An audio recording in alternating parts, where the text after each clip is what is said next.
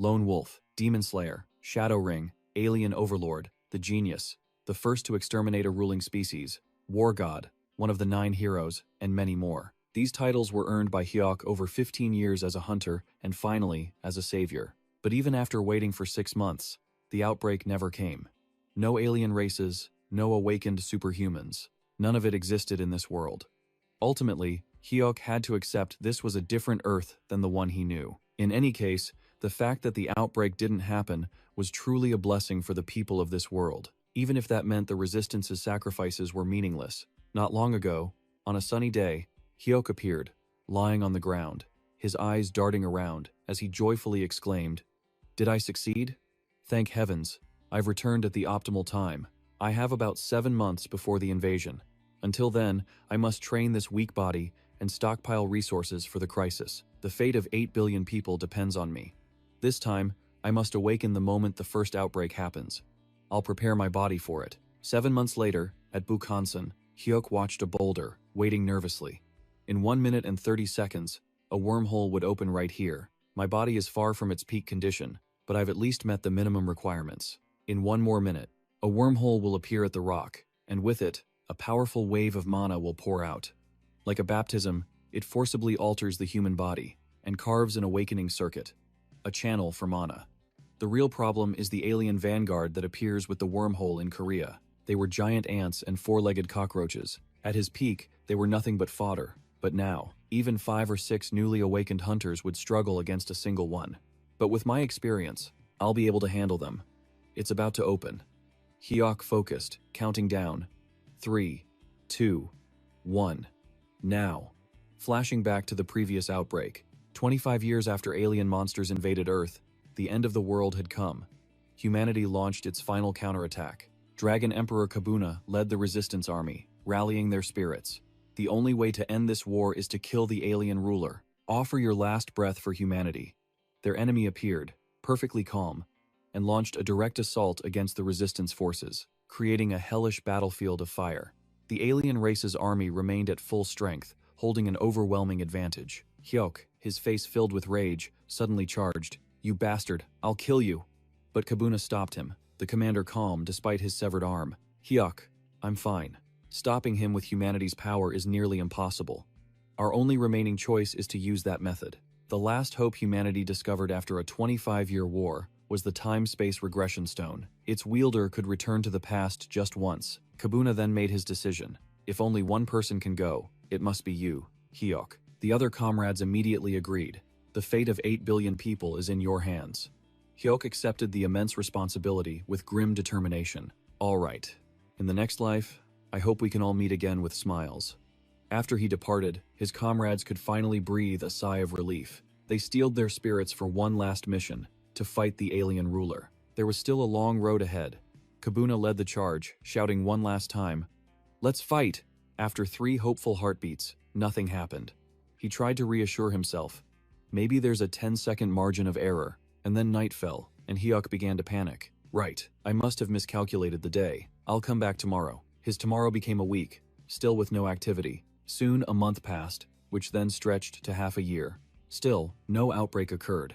The world remained surprisingly peaceful. The savior of mankind, Hyuk, after a period of agonizing waiting, became a day laborer 3 months later. He was reminding himself to enjoy this peace for a while when he was suddenly flooded with debt notices. Numerous overdue loans from credit banks. Relatives who had lent him money also needed to be repaid. A while later, at Hyuk's home, his younger sister, Chi-an, was relentlessly questioning him. "What on earth have you been doing? You're unemployed. So where do you go all day? Don't tell me you joined a pyramid scheme. A year ago, you just suddenly left home, saying the world was about to end. Do you know how worried Mom was?" It was then that Hyuk realized, I didn't know this world wasn't going to end. This was the plan of Hyuk and the resistance. Kabuna laid out the first tactic: borrow money from anywhere possible, even from loan sharks. Borrow everything you can to prepare for the outbreak. He figured it didn't matter what happened after that. Once the outbreak began, no one would be in their right mind to collect debts. But the world's peace made Hyuk start to worry. I can't just ignore the money I borrowed. Seeing his troubled state, Chi-an gently made an offer. I know you're doing part-time jobs these days, to pay off that pyramid scheme stuff. Instead, why don't you help me with my online broadcast? I'll pay you a salary. I need to win this two-player game. I need your help. Hyuk was confused, having never done that before. Cheon patiently persuaded him. You've always been athletic. You'll adapt quickly. Hyuk could only blurt out, all right. But how much can an online broadcast even make? Cheon's answer, 15 million, left Hyuk completely stunned. What? Understanding her brother's shock, she laid out the proof right there. His income after just a few months of streaming had hit 15 million won per month. I'll give you half my salary. And just like that, Hyuk, the so-called savior of humanity, agreed to become his sister's slave, Lee Jian. For a moment, she was thrilled, then immediately gave the command. All right, let's begin. Total annihilation for 2. A world where you faced enemies by farming on an insane difficulty. It was an ultra-hardcore, horror-adventure combat game. Known as the Newbie Graveyard, the player had entered and the game began. The deeper they went, the more nervous Jian became. Hyuk, stay close to me, okay? Her fear only made the viewers more excited, flooding the chat. They're really making that abandoned house look terrifying. If I had to do a courage challenge there, I'd probably start crying. As Hyuk scanned his surroundings, he silently made an assessment. Is this place supposed to be scary? It looks like the perfect spot for a good nap. But Jian kept nagging him. Hyuk, can you slow down? To calm her, he replied softly, okay, stick close to me. Even the viewers watching expressed their concern in the comments. But is it really okay to just walk in like that? At that moment, Hyuk's foot landed on the first step. A system window popped up with a notification. After receiving a letter from your missing ex-wife, you and your current wife arrive at the abandoned house where she vanished. Behind him, Jian suddenly grabbed him and screamed, something just jumped out. Hyuk instinctively called out, what is this? And quickly got an answer. A transportation guide. Realizing Hyuk just dismissed a lifeline, Jian yelled, hey, are you crazy? This game's hard enough. Why skip the tutorial? Hyuk could only reply, looking bewildered. Sorry, it was in the way, so I just clicked without thinking. Jian, though disappointed, tried to console herself. Whatever, it's my fault for trusting a total newbie. She turned to the viewers and pleaded. Anyway, everyone, please give me some tips. I haven't even looked at a single guide. Some kind souls offered advice. First, hunt for a weapon. You need to search for clues around you. The key item is a stun grenade. Most weapons aren't effective against the boss, so just run for your life. Seeing Jian's excitement, she repeated, okay, stun grenade, run from the boss. Then, other viewers gave more crucial advice. The most important thing is the difficulty setting. Whatever you do, don't pick reality mode. But the status window suddenly announced the selected mode was reality, causing an uproar among the viewers. Jian couldn't hold back anymore and started screaming. Hyuk, you idiot! What did you do this time? Why is this happening to me? He just stood there taking the heat while quickly explaining, no, I just touched the doorknob to see if it would open, then something weird popped up. But their antics just made the viewers roar with laughter. These two are like a comedy act, failing right from the start like a puppy. What was even more telling was Jian's regretful reaction. The betting pool on clearing this first run is over 1 million won. At that exact moment, 2 pieces of good news appeared. A player has requested a 1 million won mission. Clear reality mode in 3 tries. Time remaining, 47 minutes and 59 seconds. Another user requested a 500,000 won mission to clear reality mode and enjoy unlimited attempts. Time remaining, 47 minutes and 59 seconds. Jian couldn't contain her joy and shouted, the Supreme Being has spoken. Hyuk seemed to gain a second wind, declaring confidently, yes, Master. Despair is a luxury we can't afford. Sarcastic comments kept flooding in. The 2 siblings, slaves to capitalism. Despair can be cured with money. Look at that serious face. Near the main door, a horrifying creature appeared with a blood-curdling scream, sending a wave of excitement through the chat. The best screaming house ever. Check behind the corpse. There should be a hand axe and a pistol there. Jian urged him on while hiding behind him. Hyuk, you do it. But he surprised her by handing her a weapon, causing Jian to shout in confusion. Hyuk, I'm not good with guns, he immediately asked back, cluelessly. Really? Are you more confident with a hand axe? You'll have to stab it directly. But Jian shyly explained. No, it's my dream to become a gunslinger. But she quickly came face to face with a giant monster. The viewers who saw it were stunned. There he is, the newbie shredder, Hugo. But Hyuk's next attack left the chat in absolute awe. What the heck was that? He blocked Hugo's attack with just one hand. Hyuk then quickly advanced on the monster. Even the creature seemed a little surprised. His strength sent shockwaves of disbelief through the viewers. Look at that, insane. He took it down in a single blow. Look over there, turn back. Another Hugo spawned. 3 more are charging in.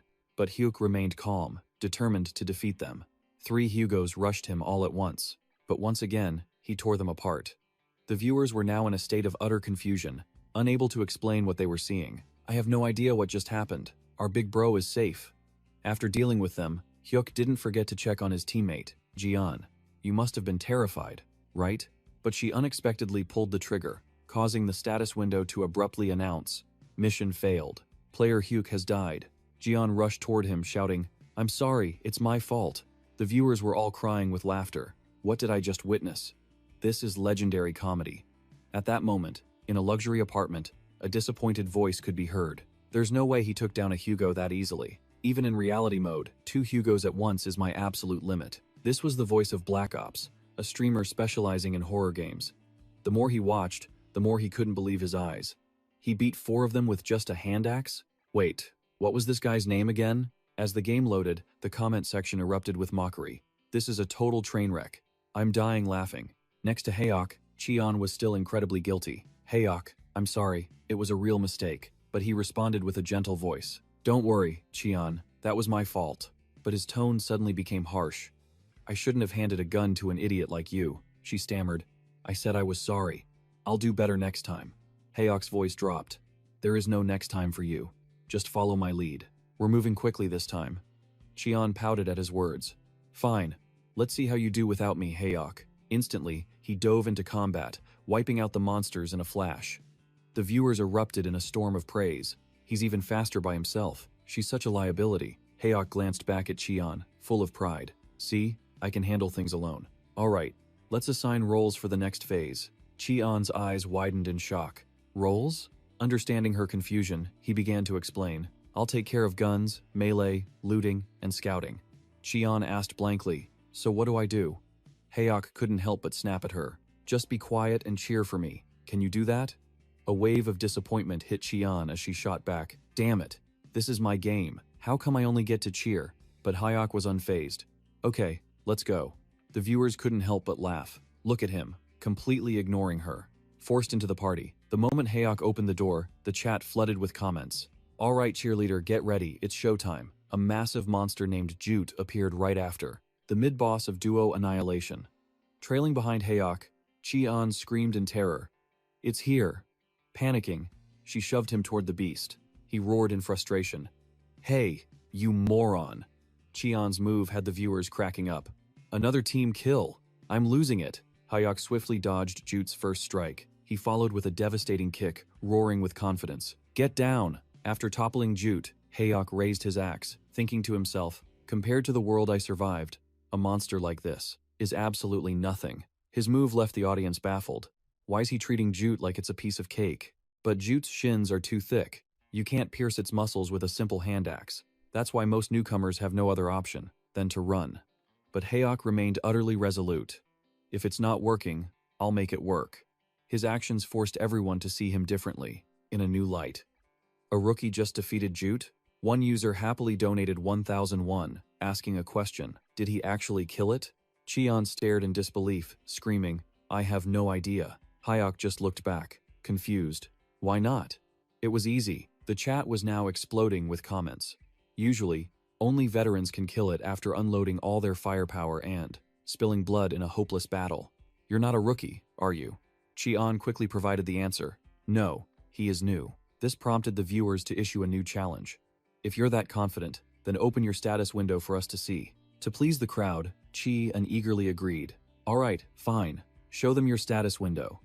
Hyuk's stats appeared. The window showed 2 kills and 6.6 hours of playtime. But what really caught their attention was Hyuk's main stat. It was -134. Knowledgeable players immediately started commenting. When a player starts, even the pros are only around 125. 140 is considered the human limit. What's the world record? 147. Everyone, check out the detailed stats. His stats were all in the top 0.01%. Is this guy a machine? Internally, Hyuk felt a sense of satisfaction. So, all that training for the apocalypse has finally paid off. Meanwhile, Cheon couldn't stop wondering, just how much did they push him in that multi-level system? How can a human body even reach this level? She then cautiously asked Hayok, did you eat well there? I promise I'll treat you better now. A viewer donated 10,000 won with a message. That's impressive. The moment Cheon saw the name, she gasped in shock. Blackout? Is that really him? At the same time, another comment popped up. The first player to unlock the hidden route in Duo Annihilation is here. Hayok asked in astonishment. A hidden route? The viewer kindly explained. Jute is normally designed to capture players and advance the plot, but Blackout was the first to actually kill one, unlocking it. It took him 7 tries with every available weapon, though. That's just brutal. This new info piqued his interest in what was to come. 7 tries. I guess not everyone is a pro gamer. I mean, that can happen if you're not good at the game, right? But 2 new comments popped up. Blackout is officially trash at this game. Only a brat like Hayok would say something like that. Blackout felt that sting deeply. Not good at games, huh? Still, for someone who's never played, or even tried full dive VR before, beating a Jute with just an axe? I plan to watch for a bit, then log off. But this might just be content. Blackout donated $1,000 won with a message. If you don't mind, could I give you a mission? Cheon's curiosity was piqued. A mission? What kind of mission is it? The answer appeared instantly. Blackout had issued a 1 million won mission. Clear the game using only a hand axe. No other weapons allowed. Time remaining. 47 minutes, 50 seconds. In exchange, I'll legally stream this.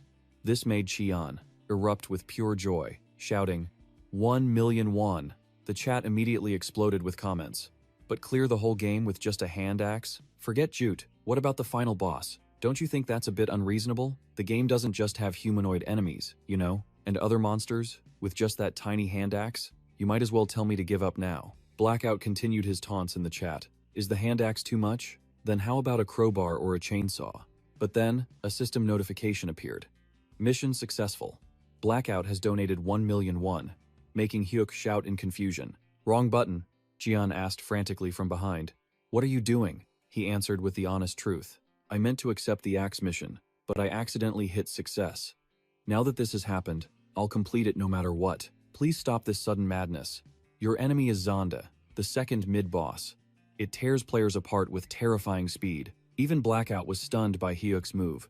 Its chainsaw arm could kill a player with a single graze. It deals an insane amount of damage with complex attacks. Normally, suppressive fire from another player would stun it. You draw its aggro, while the rest of the party targets its weak spots. This attack and aggro switching cycle is the official strategy for Zonde. That's why you need at least a 2-person party. After donating 10,000 won, Blackout asked again, so what? The monster was taking a critical hit. Hyuk scoffed as he fought. An official strategy? Who needs it? If you have no weapon, you bite them. If there's no way, you forge one. And among all the hunters, I am the best at slaying monsters. An official strategy based on just 5 years of full dive VR history? Compared to my own tactics, honed over 25 human wars, it's a child's playbook. The enemy's attack is fast, just destroy their source of movement. Once you rob them of balance and speed, the killing blow is to the neck. Hyuk's axe head sank deep into the monster's flesh. He pushed with all his might, trying to drive the blade even deeper. The battle left viewers speechless. What? The axe is blocked, the monster roared, still brimming with power. The saw on its arm crept closer to Hyuk, but his swift reaction left everyone stunned. He's insane! He dodged a boss monster's attack. The blades clashed, but it's useless if you can't pierce its defense. Its guard suddenly skyrocketed. As it sensed the danger, Hyuk roared with determination. If it reinforces its defense, then a stronger attack will shatter it. The next skill he used was Focused Strike, followed by a Fatal Strike. A massive explosion erupted, sending Hyuk flying. It even made him admit, that move was pretty tough. Jian, overjoyed, exclaimed, Brother, we did it. He won. The viewers couldn't believe their eyes. What the heck? He beat it in one shot and called it tough? Another viewer donated 10,000 won with a question. How did you do that? Hyuk was quick to answer. That thing from before? It's simpler than you think. Analyze its footing and muscle movements, then aim for its planted leg when it attacks. I neutralized its speed. And before it struck, I read the muscle movements in its shoulder, plus the tension in its arm. You can predict the timing and direction of the attack, then just dodge like I did, and land a heavy blow to the throat. But the viewers took this chance to make requests. Insane. Look at those moves, Teacher Hyuk. Only a god could do that. Seeing him ask so casually, this is easy, huh? A viewer confidently claimed. If you can do that, you could probably dodge bullets too. Unexpectedly, Hyuk made a bold declaration. That's even simpler. Bullets fly in a straight line, so you can dodge by watching the barrel or just block it with an axe. This caused everyone to cheer him on. He's for real. No, even if you explain it, only you can pull that off. Just then, Jian suddenly announced, "Brother, there's a way down here." Hyuk's face lit up as he replied, "Really? Wait a second." Seeing the viewers still asking questions, "Is it finally time for the shockwave?" Hyuk just laughed brightly. "In any case, there's no time to waste, so I'll explain as we go." Jian then announced another surprising discovery. "Wait, brother, there's something else here." Hearing this, the viewers asked excitedly, "That's right, beating the boss drops a submachine gun and a hand axe, doesn't it?" Hyuk was busy showing off his new axe. "I used to slay countless monsters with these." Then, Jian suddenly screamed, "Brother, behind you." An enhanced zombie. One of them lunged forward, grabbing Hyuk's axe, but was immediately cut down with a single slash. The viewers were completely confused. Was that enhanced zombie made of tofu or something? How did he slice it in one hit? Teacher Hyuk explained while he fought. "It's not as hard as you think. I've already shown you how, right? Just dodge like this. Focus all of your power, and strike the weak point of a humanoid form, right at the neck like this." Viewers spammed the chat after seeing that move. He just pulled a Bob Ross. But seriously, Teacher Hyuk, what is this difficulty level? There are usually only about 10 of them, but why is there a whole horde this time? Even Teacher Hyuk might struggle now. He read through the comments and formed a new strategy. Then I guess I should put in a little more effort. Huh? Hyuk unleashed his full power on the enemy's weak points, leaving the viewers in total awe. Isn't that the whirlwind skill? Go for the spin, whirlwind. The entire front line has been wiped out. Bow down before Master Hyuk. Aren't you dizzy from all that spinning? I mean, stop messing around in an action game. Let's try Rise of Valhalla. The name piqued Hyuk's interest. Another game? Cheon was also surprised by the news. "Brother, look, I found a clue about a serum for this monster plague." Seeing Hyuk's confusion, he asked, "A clue?" She nodded to confirm. "Yes, it's stained and hard to read. But this notebook says all the mutations, even the zombies, come from one strain. Remember the trailer near the house we saw? They said the serum for this strain is in there. We just have to retrieve it and spread it through the system, the mansion's sprinkler system. Once they're exposed to the serum, the monsters will weaken." At the same time, the viewers quickly confirmed, "That's right. Without the serum from the next boss, the difficulty will skyrocket. It'll be insanely hard without it." This information made Hyuk's eyes widen in shock. "Really? That doesn't sound too difficult. Why don't we give it a shot?" Cheon, however, seemed to hesitate. "No, wait. What if we fail?" But Hyuk's response was firm. "Either way, going there is a pain." Just then, a strange notification popped up. Blackout had issued a quest worth 100,000 won with the condition to defeat the next boss without using the serum. The remaining time was 47 minutes and 59 seconds. While Hyuk and Cheon were getting excited. If that's what Blackout wants.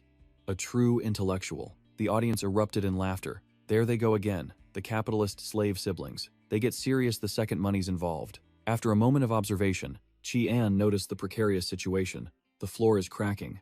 Hyuk, however, made a confident assessment. "It seems we have to go down there. Let's go, hop on my back." But Chi-an urgently screamed, "Wait!" She grabbed Hyuk's shoulders tightly and continued, "What is that smell?" The viewers had already made their prediction. "We've arrived at the sewer labyrinth." He scanned the area, quietly calculating. "This brings back memories. Back then, I practically lived in the sewers to escape the alien monsters." Meanwhile, Cheon looked pale with fear. "Look, a sewer rat." But Hyuk had a surprisingly optimistic thought. Sewer rat. It would make a delicious soup. The broth would be incredible. Chi-an glanced around and continued to scream, "A giant rat!" But Hyuk, in contrast, felt a thrill of excitement. Remembering the taste of giant rat meat, he unleashed a deadly skill and chuckled. "I get the tastiest rat leg.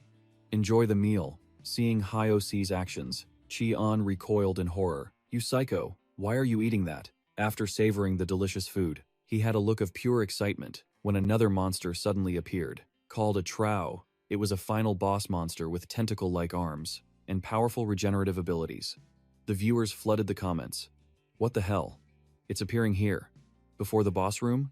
Did someone mess up the difficulty setting? Is this some kind of trashy, bugged game?" Meanwhile, Cheon frantically urged, "What? There are 2 of them? Run!" But Hyuk was still preoccupied with his perfect meal. "My rat meat. I was looking forward to the feeling of eating garbage food, just once in my life. "You bastards! How dare you steal my rat meat? Unforgivable!" His attitude bewildered the viewers. "Are you seriously getting mad just because you didn't get to eat rat meat? Were you a member of the Mido Special Forces? Or something? Maybe Teacher Hyok really is like that." Meanwhile, Cheon looked at the beast and shook her head, helpless. "This is ridiculous. From the beginning, it's just been one strange, illogical thing after another. Even Blackout found it hard to understand." In reality mode, the initial difficulty is determined by the player's stats. Hyok's stats have already surpassed the ITK's ranking limit. He donated 1001 with a comment. "I assume that's the reason all this keeps happening." Other players were also extremely worried. "But throwing 2 Treos at them is a bit too much, isn't it?" But Hyok replied calmly, "I'm fine. Now, the fight is getting interesting." This started to worry the viewers.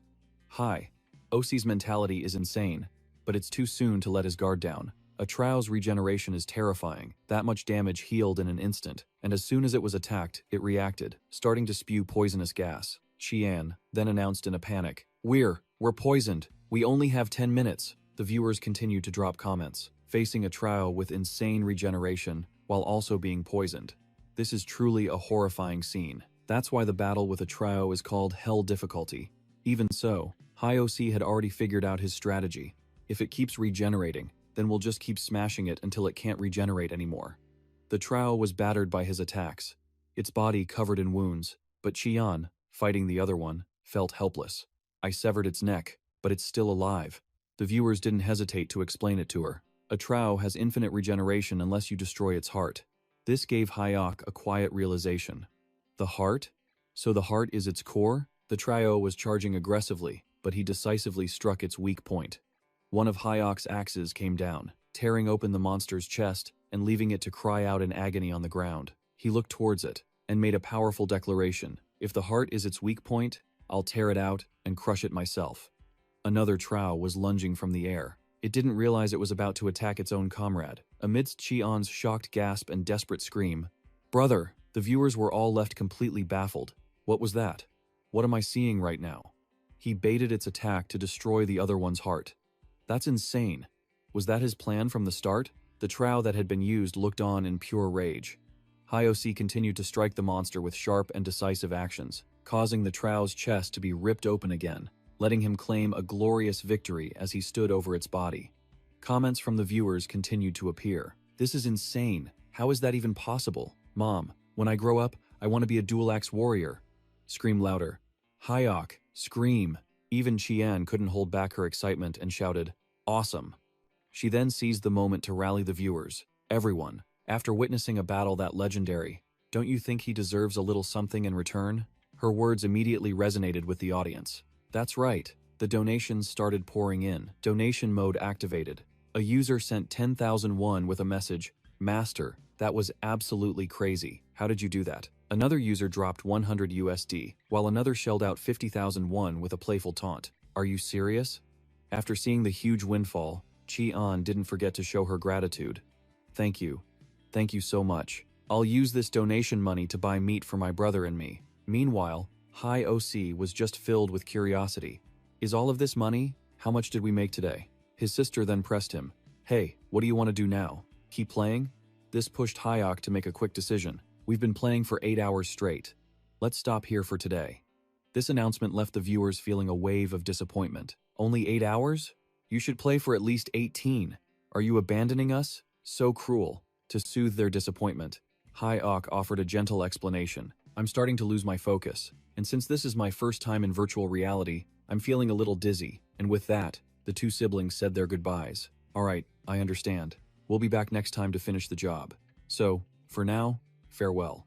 At that same moment, a different set of comments began to appear. "Boss, we're going in. Wait, why are they leaving when we told them to stay? But seriously, did we just witness history in the making? No, it's more than that. I think we just saw the beginning of a new legend." Blackout nodded in agreement as he read through the comments. "I agree. He's right. Who in the world is this person? If his skills and kills it are this insane, what would he be like in other games? If he played another game, it would be a guaranteed hit.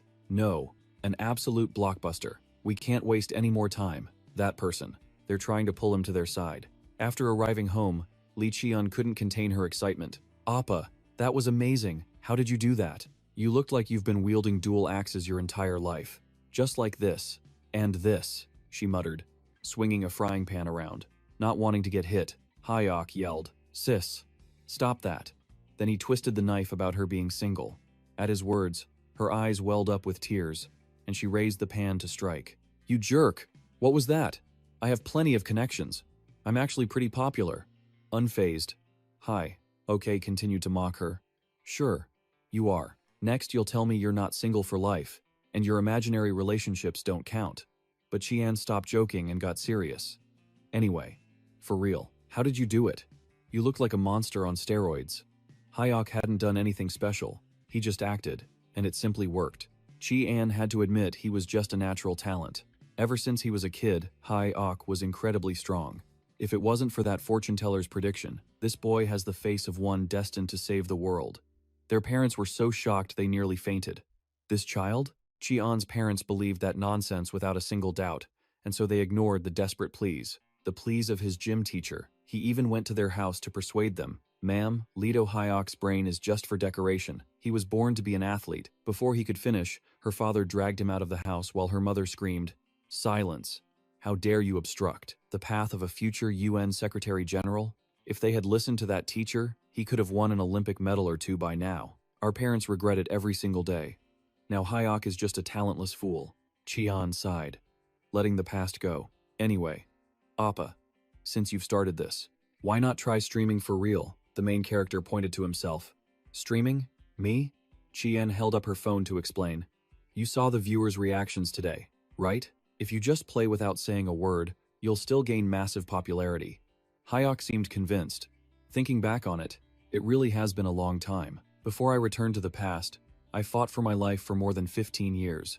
If I didn't kill the alien creatures before me, I would have been the one to die. And after all of that, now all I do is work and haul bricks at a construction site. My life has become so boring I could die from the monotony. That fight in the virtual reality game was the most excitement I've felt in a very long time. It's not that I miss those days, but still, it was genuinely fun.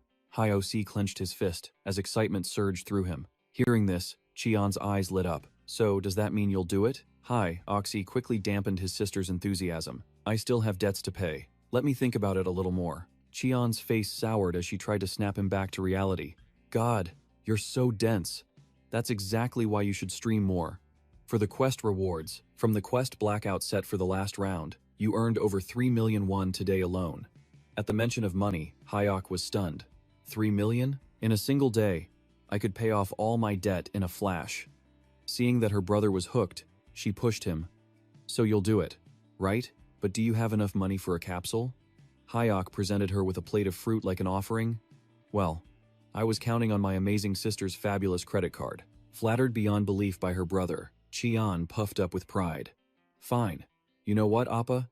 I'll buy you a new capsule myself." Hyoc clapped with joy, cheering endlessly. "You're the best. Perfect. Brilliant, Qian." His sister shamelessly joined in on the praise. "That's right. Keep it coming." Just then, a notification popped up on Qian's phone. Her reaction was explosive. "Hey Appa, look at this." Hayok was equally bewildered. "What? What is it? Are the virtual reality capsules sold out?" Qian showed her brother the message. "No, it's not that. Blackout sent you a direct message." Hearing the name, Hayok realized something. Isn't he the one who found the hidden path in ItQ Studio? That's right, he's that super famous game streamer. You want me to collab with him? Are you insane? Qian's idea shocked Hayok to his core. A collab? You're crazy. Never. Qian's temper flared. What? Why not? Do you have any idea how famous he is? Just one collaboration, and your viewer count would explode. Hayok trembled, tears of frustration in his eyes. Shut up. Just because I own a capsule? I respect his identity, but I like women. You're so obsessed with views that you'd sacrifice my purity. Hayok's mind had clearly gone off the deep end. Qian's anger boiled over. Hey, Appa, should I just kill him? Cursing under his breath, the main character cried like a maiden. The next day, the new capsule setup was finally complete. Hayok greeted the morning with a bruised, swollen face, a clear gift from his sister for his twisted thinking. She should have explained it better. I guess I misunderstood collaboration. Well, I've decided to play now, so let's get serious. Hyoc tested the new machine. A premium capsule bought on Qian's card with a 12-month payment plan, an essential for future streams. With added features, the price soared to 20 million won. He smiled. Yeah, we fought as kids, but she's always had a warm heart. Qian, don't worry, I'll make a fortune with this, pay it all off, and buy you everything. Then, he began searching for a game. Inside the virtual world, Hyok thought, okay, let's try game mode instead of reality mode. If I pick a game with near superhuman stats, I can finally satisfy that craving It Takes Two could never fix. After some browsing, Hyok found his target. But anything that looked good was at least $200. Since he was completely broke, he had to pick the cheapest. Suddenly, a game caught his eye. What's this? That fighting game I used to play as a kid? No way. Ultimate Fighter FD? A full dive version of it? That nostalgic, god-tier fighting game. Ultimate Fighter. And it's only $20?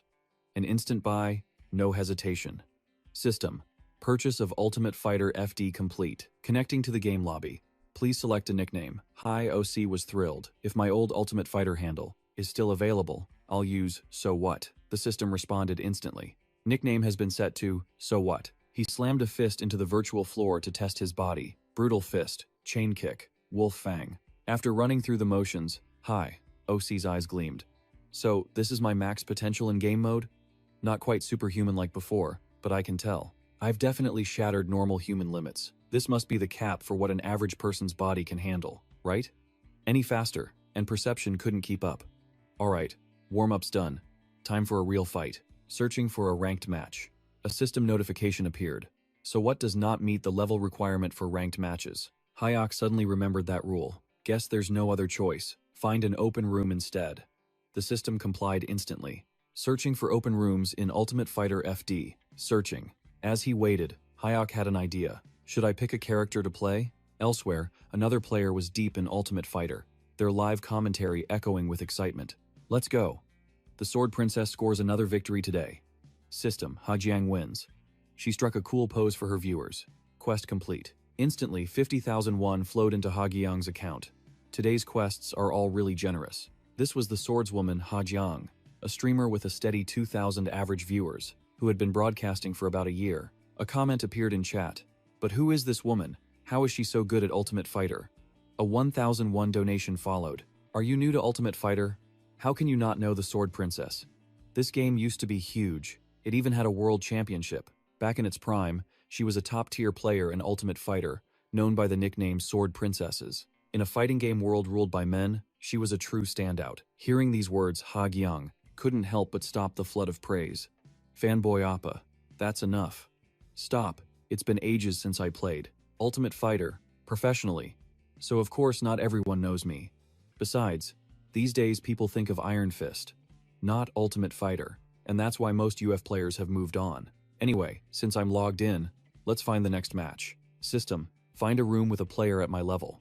The system began searching for a ranked match that fit Hajiang's criteria. A match was found. Estimated time, 9 minutes. Her jaw dropped in shock. 9 minutes? That's forever. What about the next match then? Estimated wait time, 12 minutes.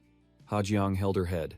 This is going to kill the stream's flow. A donor suggested, why not take on a public match quest?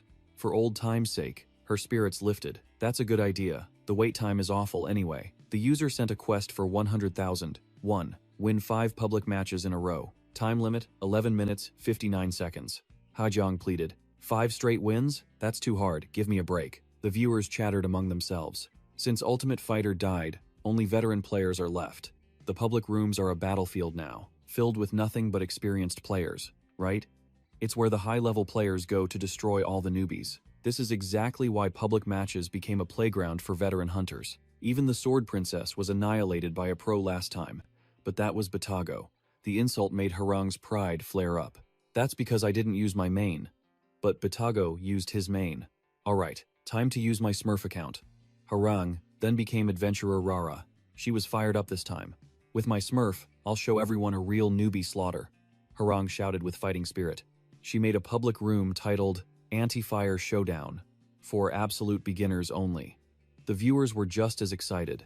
The veteran monsters were gathering. Is this the beginning of a newbie massacre? The system announced the room was created. A volcanic scene appeared. This map is Anti-Fire Classic, the Volcano Arena.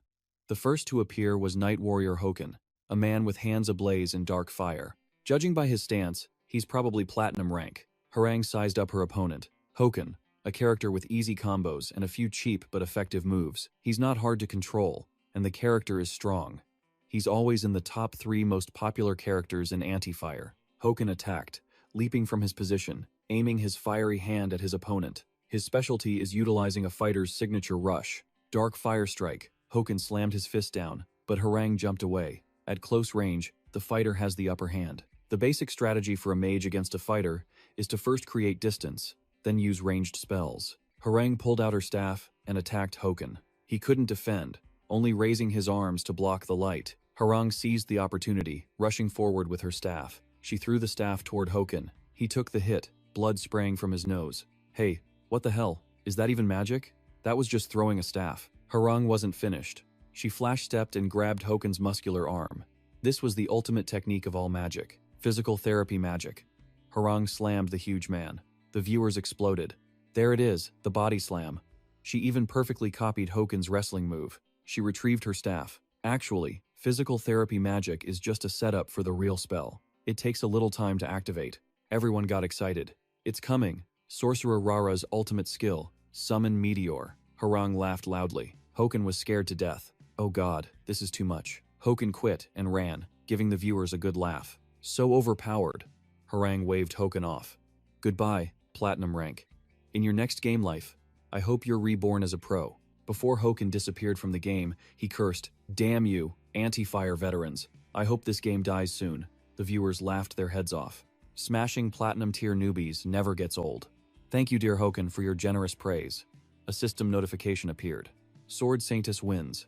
Restoring arena. Harang sighed in relief. Luckily, this opponent wasn't too hard. Anyway, let's continue and finish the quest. Just a 5-win streak. System. Summon the next opponent. The system continued searching for a player, now summoning the next opponent. Meta Steve. The main character appeared. The viewers were surprised by the character's name. Steve? Isn't that a character for newbies? Yes. And their information is set to private, right? It seems so. There's nothing on the character's history. Suddenly, Hyuk started hopping on the ground. Everyone was confused. What is he doing? No way. Is he warming up? Look, he's even tapping the arena floor. What a weirdo. Harang was also speechless at Hyuk's actions. What's wrong with this guy? The way he moves looks like a total newbie. Harang was getting bored. This is too much. Are we really going to fight a newbie? Are you really going to fight him? Protect the newbie, stop the bullying. Harang couldn't help but smile smugly. I want to protect the newbie too, but I still have to complete my mission. Still, I didn't expect a real newbie to show up.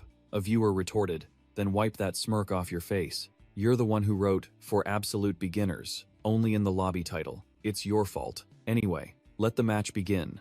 Ready. Harang was full of energy. Go easy on me, newbie. I'm about to cry. It's been a long time since I've seen a complete beginner. This newbie might just quit the game. A newbie's life was forfeit as soon as the countdown hit 1. Hyuk dashed forward, aiming for Harang. Everyone watching laughed. There it is, the classic newbie rush. She quickly dodged to the side with a taunt. You think that would work on me? I even dodged Hoken's charge. So, a newbie's rush is nothing to me. Ah, I celebrated too soon. Hyuk planted his hand on the ground. With his other hand in a fist, the main character gently gave Harang a love tap on the cheek. She had no time to dodge. Wait, right after that was a barrage of punches from Hyuk's position. Harang took every hit, spitting blood from her mouth. Hyuk ended it perfectly. The viewers were shocked. Perfect? Did a real newbie just take down a veteran? He praised himself. That was a solid hit. He just said it felt pretty good. What the hell did we just witness? Immediately after, round 2 began. Harang was summoned back. The viewers were ecstatic. A perfect loss. And to a newbie at that? That's the biggest disgrace in anti-fire. Humiliated, Harang shouted. Wait, let's play again. One more match. Trying to calm the viewers. No, everyone. Wait. This isn't right. Really. You all know I only lost because I was careless, right? The viewers immediately shut her down. Careless defense? Remember what you said when you beat your old opponent? I swear you said being careless is also a part of one's skill level. A self-inflicted humiliation. Harang was fuming. No, but seriously, how can he be a newbie? He's clearly a smurf. You all thought he was a newbie too. Anyway, this time I'll be the one to get the perfect win. She once again transformed into swordswoman Harang. That's the character that crowned her the Sword Princess in her pro days. A donor just added fuel to the fire. A perfect loss and she instantly switches to Ha Jiang? Now that's impressive. Truly impressive. I have to agree. Impressive is an understatement. Ha Jiang ground her teeth, fuming at the comments. No, if I get serious, I'll crush everyone. I'm really getting angry now. So pray for his soul for me, because from now on, I'm going all out. Ha Jiang began to size up Hyok. One look was all it took. He hadn't reached the highest rank, Transcendent. At best, he was somewhere between top-tier Diamond and low-tier Grandmaster. The highest rank in Anti-Met Fighter is Transcendent, followed by Grandmaster, Diamond, Platinum, Gold, Silver, Bronze, Iron, and Novice. Only 100 players, including herself, had ever reached Transcendent. His fighting style wasn't typical for Anti-Met Fighter. He's probably a pro from another game trying his hand at this one. Well then, let me show him what true control looks like. This time, Ha Jiang lunged first, unleashing a furious combo of slashes.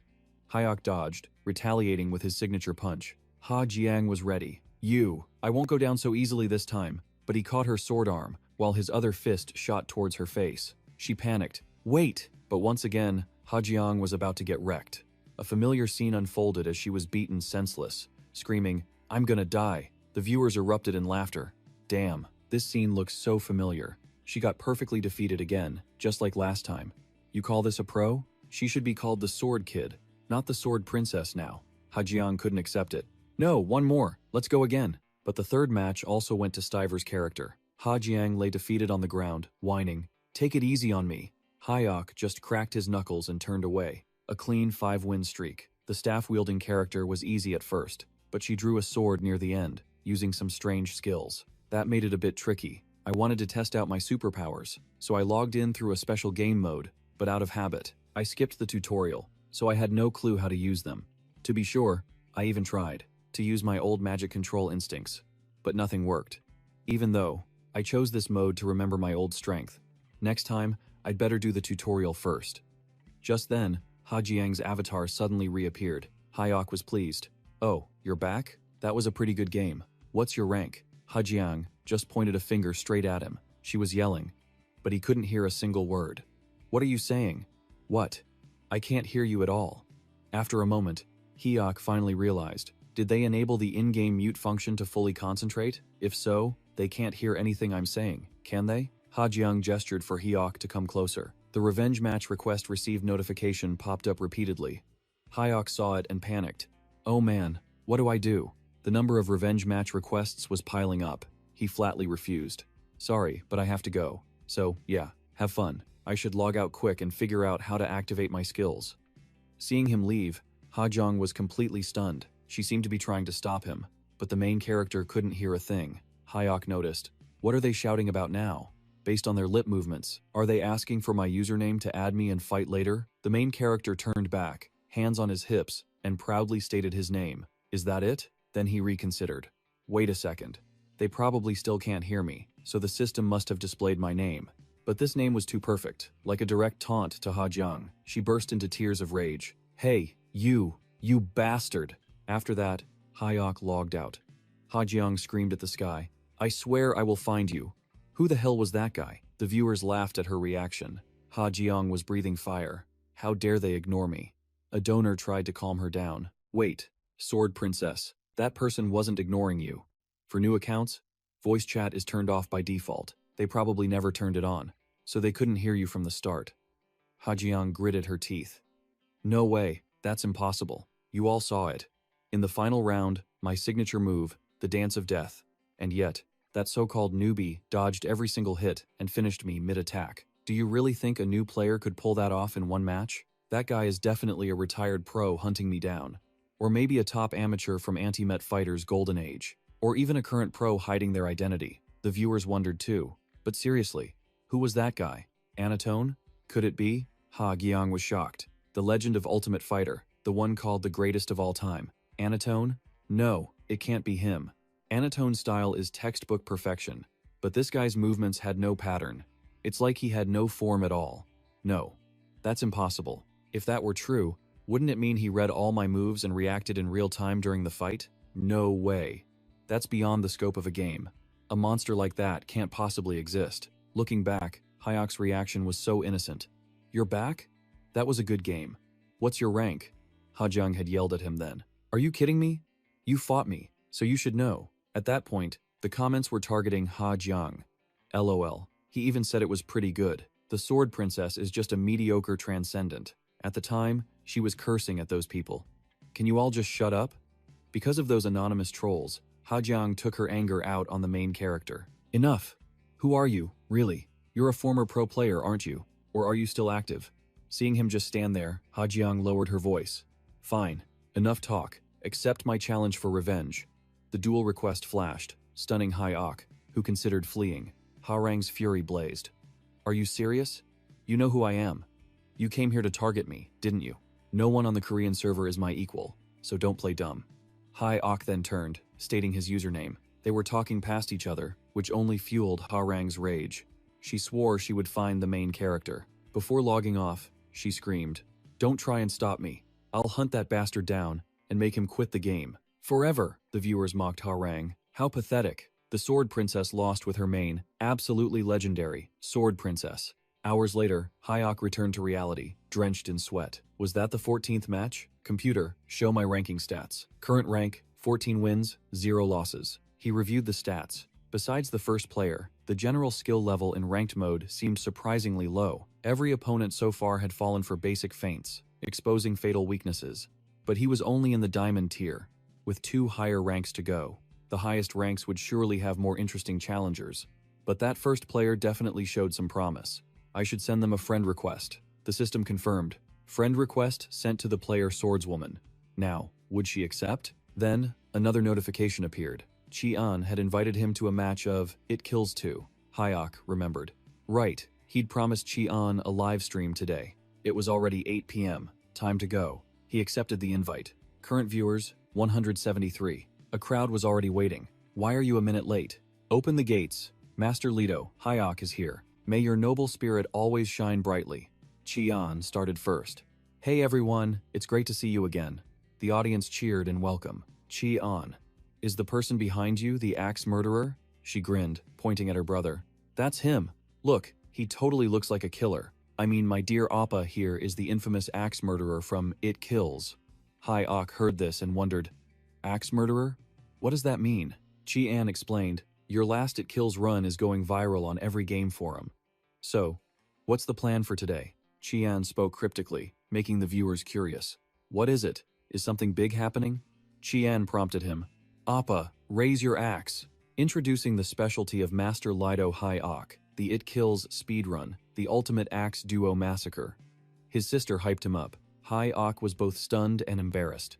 Suddenly Chi-an pointed and asked, "Remember we stopped while hunting Master Ott? Today, we're going to try and clear It Kills 2. The one mission they couldn't finish before." Chi-an was full of energy. "All right, let's begin." But suddenly Hyok went wild, raising his axe at a panicked Chi-an. "Hey, you maniac, what's wrong with you?" But Hyok swung behind him, slaying vicious creatures. They were blood-sucking beasts. They swarmed in, their numbers growing by the second. Hyok charged in to fight, determined to eliminate the murderous creatures before they could cause more harm. A monster lunged suddenly, but before it could strike, Hyok grabbed its face. In a flash, he slammed the monster down and finished it swiftly. At once, 2 others roared, flanking him, as another attacked from behind. Hyok reacted instantly, taking its head with his axe. Another monster leaped forward, charging straight for Hyok. He met it head-on, immediately grabbing the creature's head. It was knocked out cold and hurled at the next beast, which shrieked in pain. He seized the opportunity. Hyok unleashed a powerful blow, sending it flying far away. Behind him, the horde roared, charging like a storm. Hyok turned, his gaze ice cold. A single glance sent terror through the horde. His presence was overwhelming. Hyok advanced without hesitation and delivered a clean strike with his axe. Taking its head, one by one, they all fell before him. "All right, should we finish this whole nest?" he asked with a slight smile. The remaining monsters continued their attack. One suddenly opened its jaws to devour Hyok, but he had already spotted it. He gritted his teeth with a defiant look. "Now, let's pick up where we left off last time." Hyok gathered his strength and charged forward. He fought with a frenzy, annihilating the entire monster horde. All by himself, Hyok defeated every last one of the savage beasts. Wiping his mouth, he smirked. "I'm fine. I'm already used to this. Did I get all of them? Hi, Ak wondered, then burst out laughing. They drop in a single hit when I target their weak points. They don't seem very tough. At that moment, the chat exploded with comments. That's because you aimed for their necks. Normally, even grenade launchers might not kill them.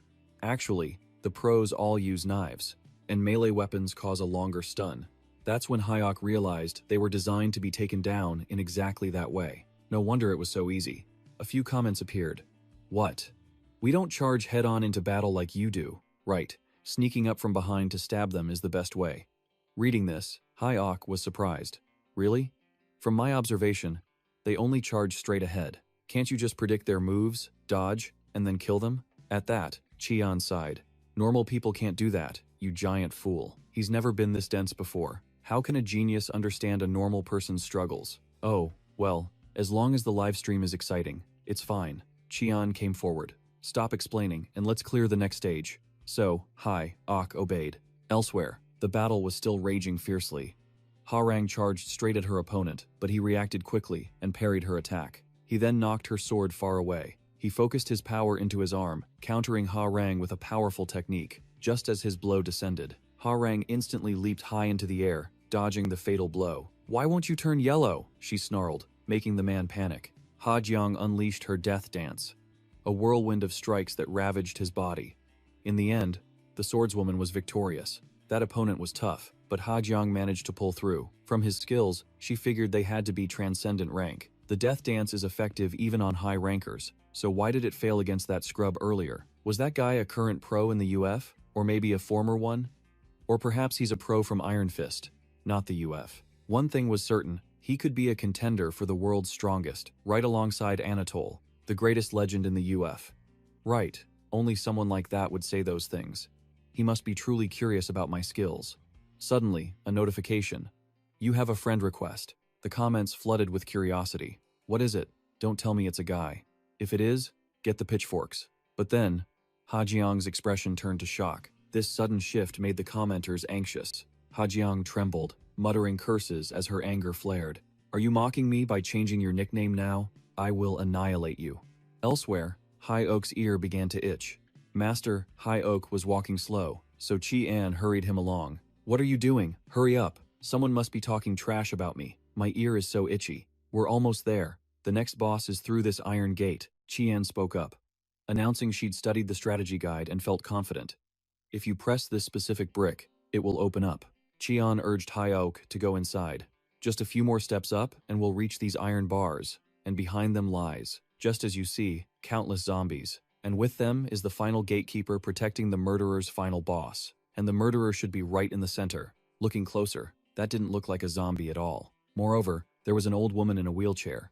Suddenly, Chian screamed in horror. Chloe! This surprised Hai Ook. Chloe. That old woman? Based on the reactions from Chian and the viewers, she had to be a boss monster. Maybe the first person infected with the mutated virus, or something similar. That's why she can control the other zombies. Someone like that has appeared before. After the outbreak, China split into 6 nations, and that man declared himself king. In one of those nations, he awakened a power like the zombie virus, allowing him to command those infected with it. He even dared to challenge Chen Tao, China's strongest hunter. And the result? Of course, he was completely crushed by Chen Tao. That event confirmed that transcendent rank hunters are immune to toxins and viruses. That really brings back old memories. Hai Oak turned and asked Xian, anyway, that's the boss monster, right? But then a few comments said, no, that's your wife. Hai Ook was stunned into disbelief. What? Xian then replied, from what I know, if you don't rescue Chloe within a certain time, she ages like that. The viral mutation has manifested as rapid aging. Were we really that slow in clearing the stage? Hai Ook wondered, but Xian insisted they were actually extremely fast. She then asked her viewers, everyone, what's happening here? But they didn't know either, and just assumed it could be a game bug. Then, Hai Ook and Xian panicked when someone mentioned it. The serum spray hasn't been used yet. Normally, you're supposed to spray the serum all over with the nozzle, but this capitalist-slave duo was blinded by the reward. Block's quest had been completely overlooked, pushing the game's difficulty to the max. They might be able to find a vaccine later to save Chloe. So it was Hai Ook who made her this way. Well, that is my ex-wife. You got old because of a virus mutation, right? And now we have to defeat her. My god, What kind of plot is this? As Hyuk whined and complained, Chian started to explain.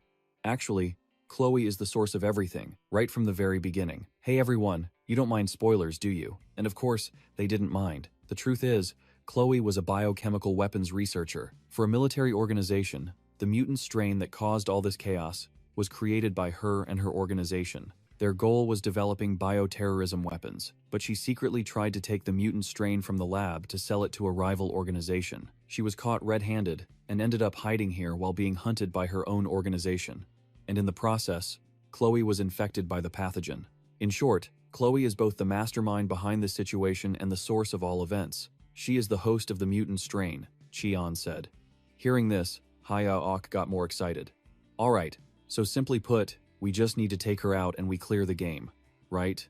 Chian immediately replied, that's right. Good. Then open the bars. We're rushing in immediately, Hyuk commanded. Right after, Chian pressed the button to face the boss, and the bars gradually lifted. Let's begin. This is the moment you've all been waiting for and anticipating. Hyuk said, smiling sinisterly, and he would definitely create a grand scene using his frenzied axe technique. Go. The horde of zombies charged forward to attack Hyuk without hesitation. He immediately launched a counterattack. This is the second wave of enhanced zombies, following the last one. If this is their final battle, the boss fight will be a piece of cake. Hyuk was certain of it.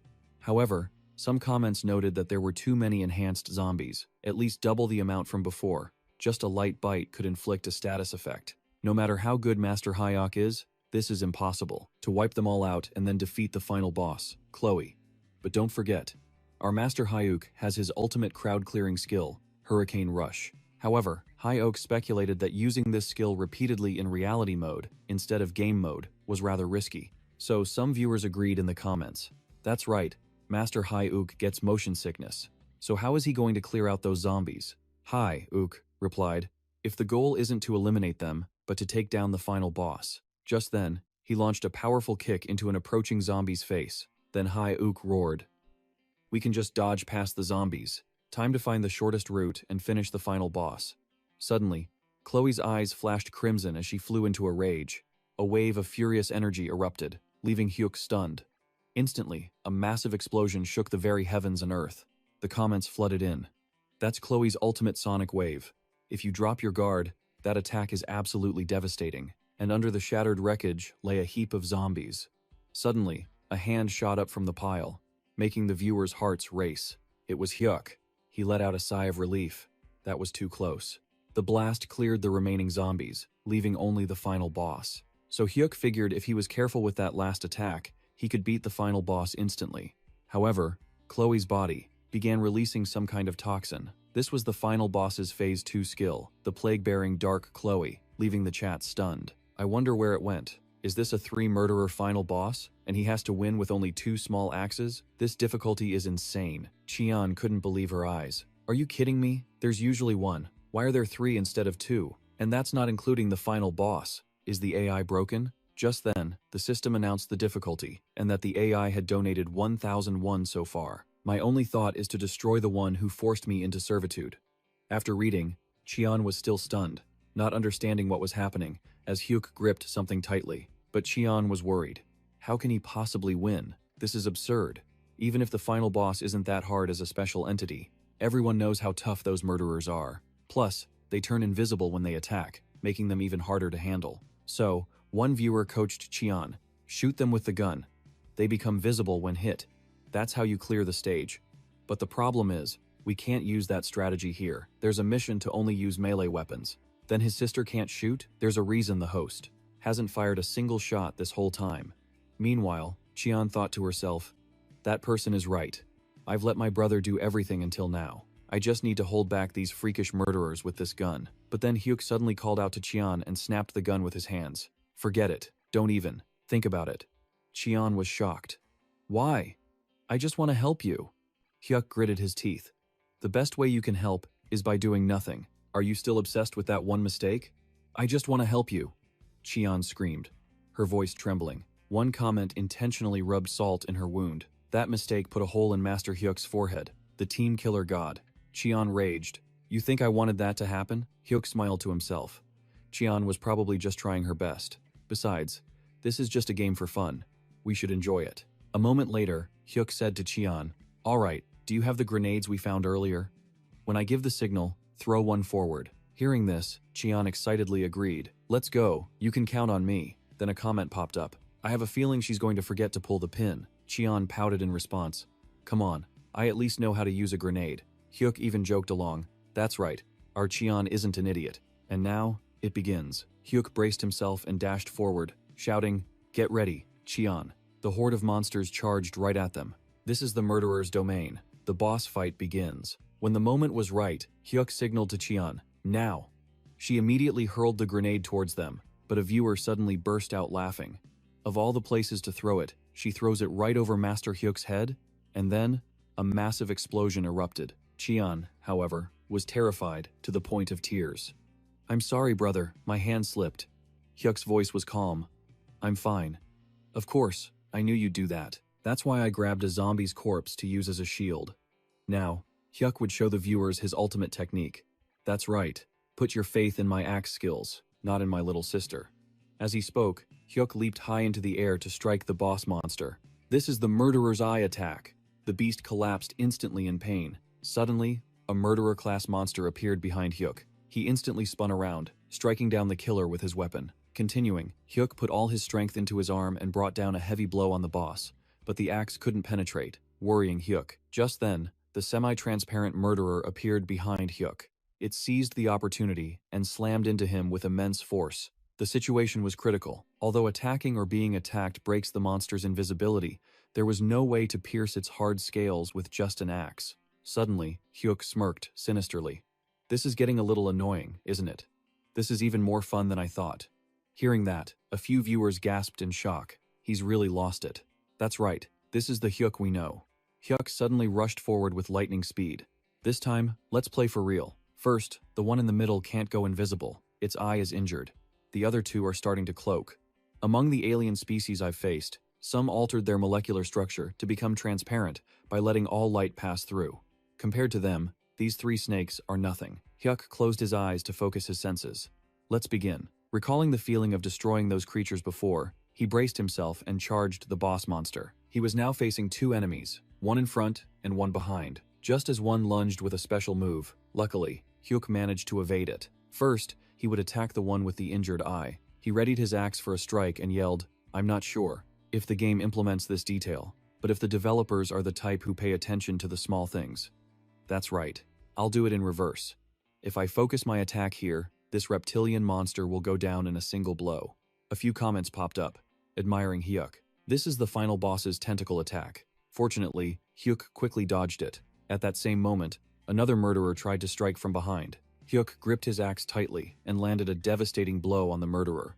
He planned to jam his axe into its mouth, using all his strength to pry its jaws wider and wider. This was a reckless strategy. Only the final assassin remained, lunging forward with fury. Hyuk now saw its greatest weakness, the inside of its mouth and its soft underbelly. The chat exploded with excitement. "I knew you were alive. The only one who can beat God Hyuk is God Cheon."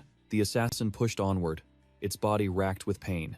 Hyuk countered with a few moves, sending it crashing to the ground. The final boss, bacterial entity Chloe, revealed itself. Hyuk grinned, launching forward at lightning speed for the final clash. Hyuk leaped high, aiming his shot. "Let's rock."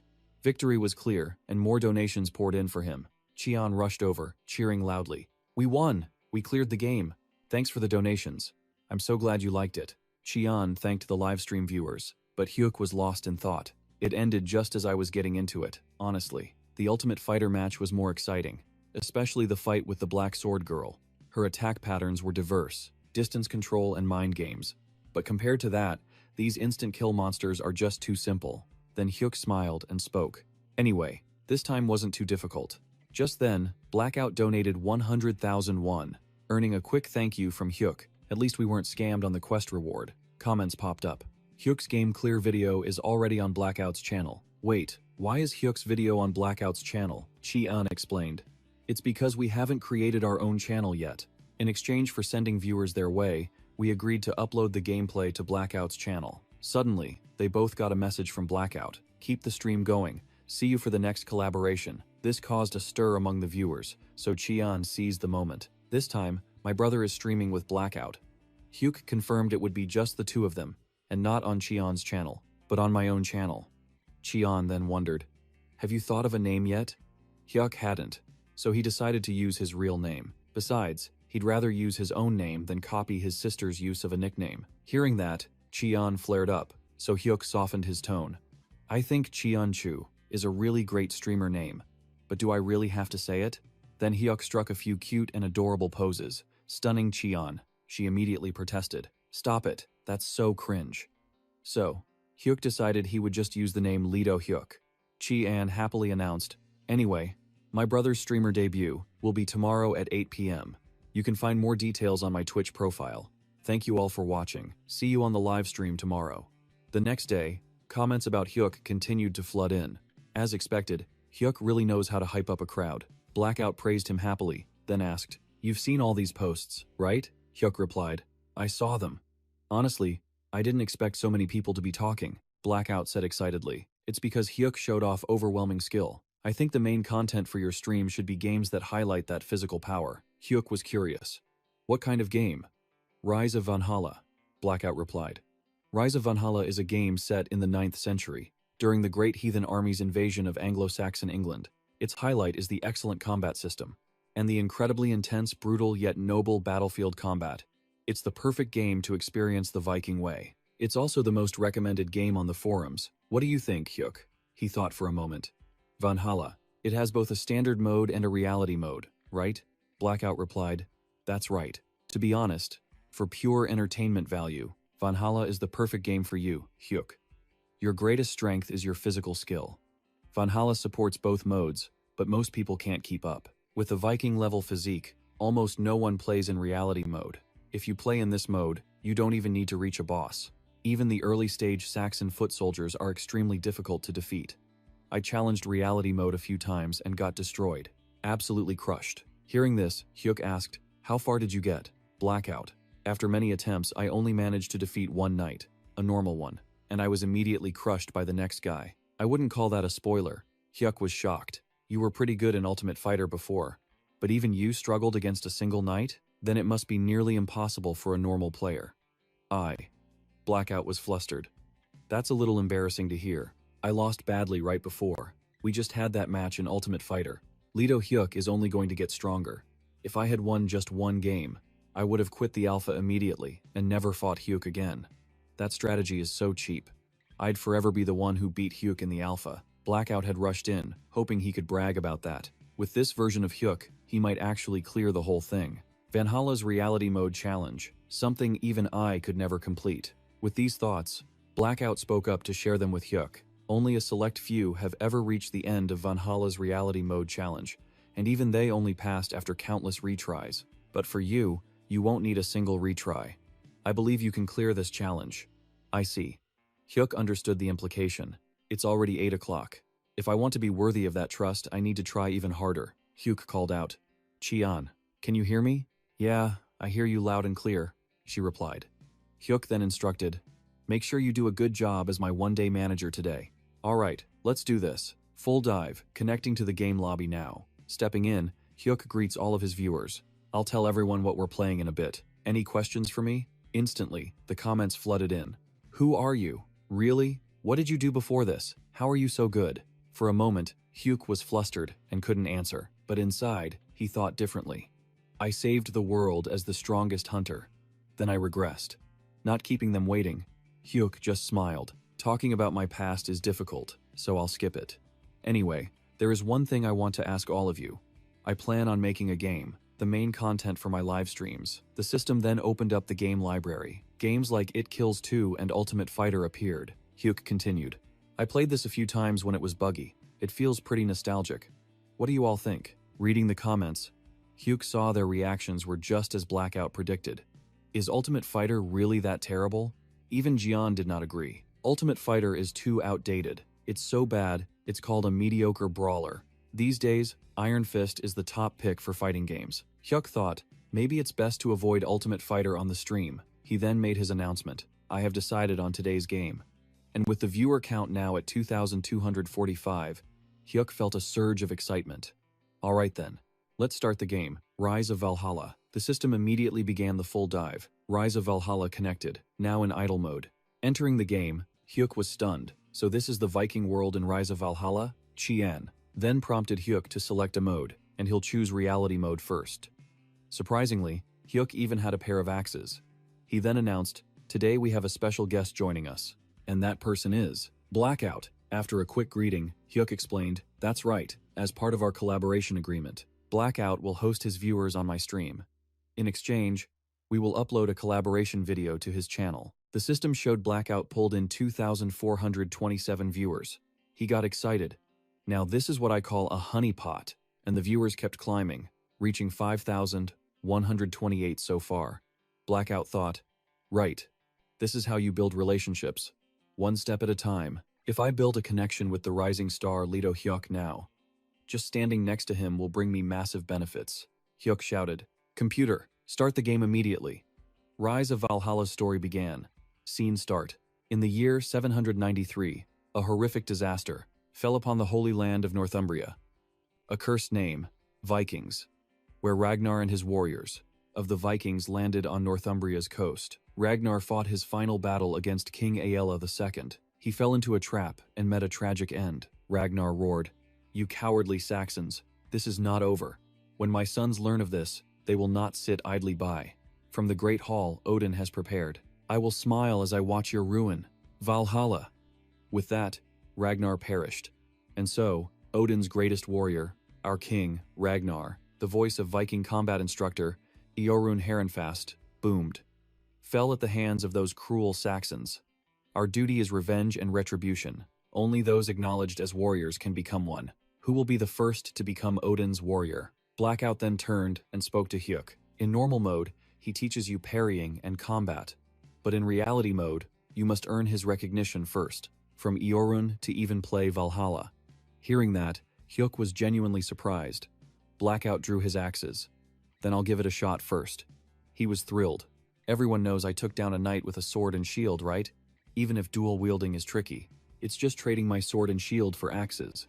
Besides, I have tried Rise of Valhalla's reality mode before." Eorun heard this and grew excited. Dual axes. "It has been a while since a foolish rookie was brave enough for 2 weapons. I'll teach you how to properly use them. Charge, rookie."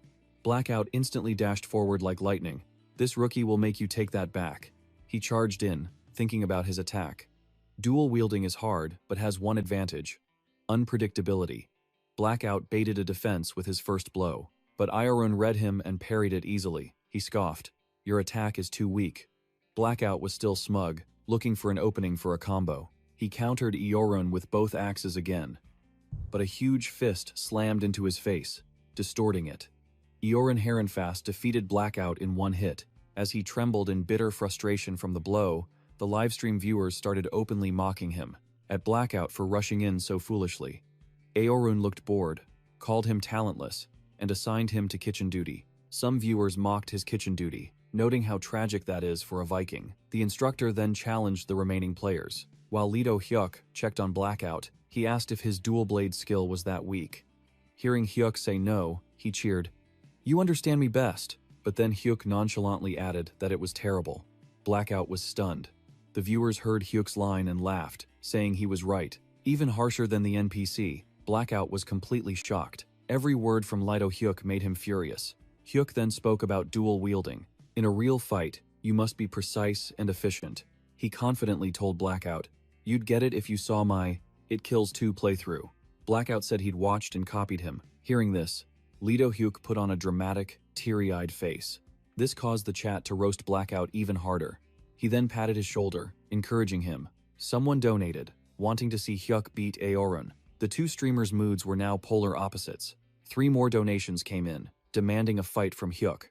He thanked everyone, wondering if beating Eorun was that difficult, something Blackout had already explained to him. He described the man's immense power, watching him demolish the other challengers. Bored with these weaklings, Euron roared for a real opponent. Another donation came in, betting he couldn't beat Hyuk, but a comment sparked an argument, forcing him to intervene.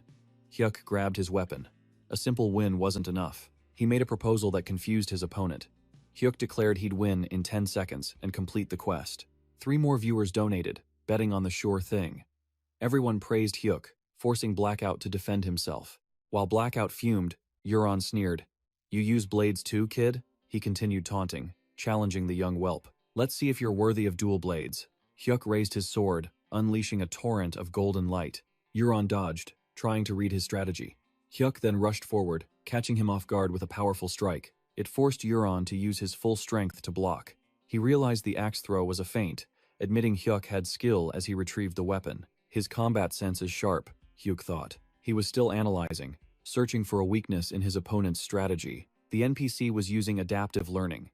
Hyuk knew stronger ones existed, but his own life-or-death experience was a greater weapon. He readied his stance, aiming to finish Euron. His foe praised his impressive aura, then launched an attack to test it. Hyuk parried the blow with his twin axes. Euron was now using his real power, and though Hyuk met it, the giant was stronger. Hyuk countered his opponent's combo, forcing a heavy defense. He then locked Euron's weapon with his leg, leaping up to attack. Hyuk's opening kick drew blood from his mouth. A punch to the arm made Euron roar in fury. "You damn brat!" He then launched himself into an inverted flying kick. Euron grabbed for him, or so he thought. Hyuk was already on his head. A flash of golden light erupted, causing Euron immense pain. He spun around, muttering, "This kid." He froze as an axe met his neck. Hyuk declared the match over. The system announced, "Quest complete." Blackout and the chat erupted, calling him a legend. 2 more donations came in from viewers who always believed. Hyuk smiled and gratefully thanked everyone for their support. Euron rose, saying that last blow reminded him of a son of Odin. Blackout instantly recognized the name's significance. Being called a son of Odin was a Viking's highest honor. The chat agreed that Euron was brutally honest, a true warrior. He then asked for Hyuk's name.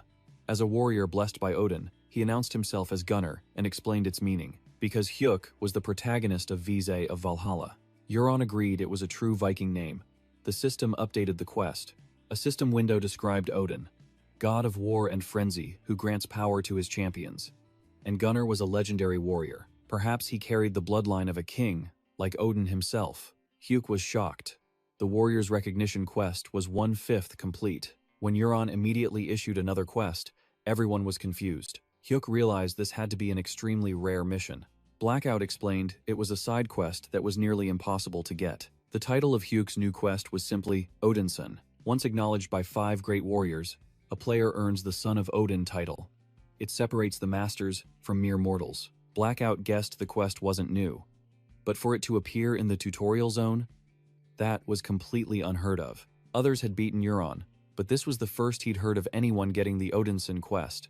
Blackout explained this to Hyuk. The time limit was the hidden trigger. Defeating Euron within 10 seconds unlocked the quest. Hyuk was shocked. There was a time limit? Another donation came in, comparing Blackout unfavorably to Hyuk. His face darkened at the comment as he argued with the mockers. He whined that dual blades were hard, blaming Hyuk. Hyuk patted his shoulder, saying, "Two-handed weapons aren't for the talentless." Hyuk clarified that he wasn't insulting him, just stating that Blackout had no talent for dual blades. The chat's mockery intensified. This enraged Blackout. He drew his sword, saying he accepted Hyuk's words, but not the chat's disrespect. He declared he would use his main weapon to earn Euron's respect. The chat just mocked him for equipping his sword and shield. Hyuk offered some encouragement, but the chat dismissed it. Blackout snapped, telling them all to shut up and let him fight. Then, a supportive donation came in, and Blackout's spirit soared. He took his stance, ready to prove he was Hyuk's equal. He would make them eat their words. Euron just laughed. The little milk drinker returns? Blackout charged, determined to shut him up. Blackout struck, but Euron easily parried. He shoved him back, scoffing that the attack was too weak to breach his defenses. He dodged the next blow but took a fist to the gut. Euron grinned. "Now this is the spirit I wanted," before following with a kick. He hefted his axe, ready for a real battle. His opponent looked wrecked, but Blackout raised his shield just in time. He used every ounce of strength to hold him off, then managed a counter. Euron's face grew serious. Not bad, but still green. Then he punched him. The two clashed as Hyuk and the viewers watched. Hyuk had to admit, Blackout was much better with a sword and shield, but in the end, Blackout was knocked to the ground. Euron's axe rested on his throat. The warrior declared the match over as he seethed. Before everyone, he demanded a weapon change. Then Blackout improved, earning the system's approval. Euron dismissed the crowd as Hyuk helped Blackout up. As he celebrated the recognition, the man asked if they were confident enough to go on a hunt. Blackout knew this was a quest and confidently accepted, boasting of his archery. Euron sent them to the hunting party. The system provided gear for a hunt of level 5 or less. Hyok and Blackout achieved a hunting skill of 4 out of 5. They caught a rabbit, but Blackout questioned why he hadn't shot. Had he never used a bow before? He explained he'd used magic and toy bows, but a real one was a first. Hyok agreed when Blackout suggested practicing on a tree. Focusing on the instructions, Hyok released his first arrow. He knew it missed when it struck a rock. The comments lit up with surprise that Hyok wasn't perfect, but he wanted more practice to get used to the bow. Blackout was happy to teach him. He was so full of himself, boasting that they should just trust in his skills. Everyone saw him as unbearably arrogant, especially since he'd missed plenty of shots. Suddenly, a deer in the distance caught Hyuk's eye. Blackout saw it too and pushed him aside, confidently drawing his bow to show off his so-called talent. The kill shot was fired. And thud, it missed, hitting a tree and scaring the deer. The audience roared with laughter at his failure. Hyok couldn't watch the deer escape. He shoved the showboating Blackout aside. Gripping his axe, he took a breath, and one throw made the deer vanish. Both Blackout and the live viewers were in awe. He had downed the deer by predicting its path and throwing his axe. As he retrieved his axe, the chat flooded with praise. His hunting skill had maxed out at 5 out of 5. The two were shocked by a new linked quest, an enemy raid. The system announced Saxon soldiers were targeting the Viking base. Outside, enemy scouts were reporting to their commander. One eagerly told his captain to keep watching. The duo also received the alert of the Saxon attack. The enemy had amassed their forces under an elite Saxon warrior named Caro. Hyok and Blackout were stunned the base was the target, and they needed to return. The raid timer appeared. Hyok knew the real game was starting. A player donated 5,001 for an axe kill. He casually accepted, thanking them for the mission. Blackout urged they leave, saying he knew the way.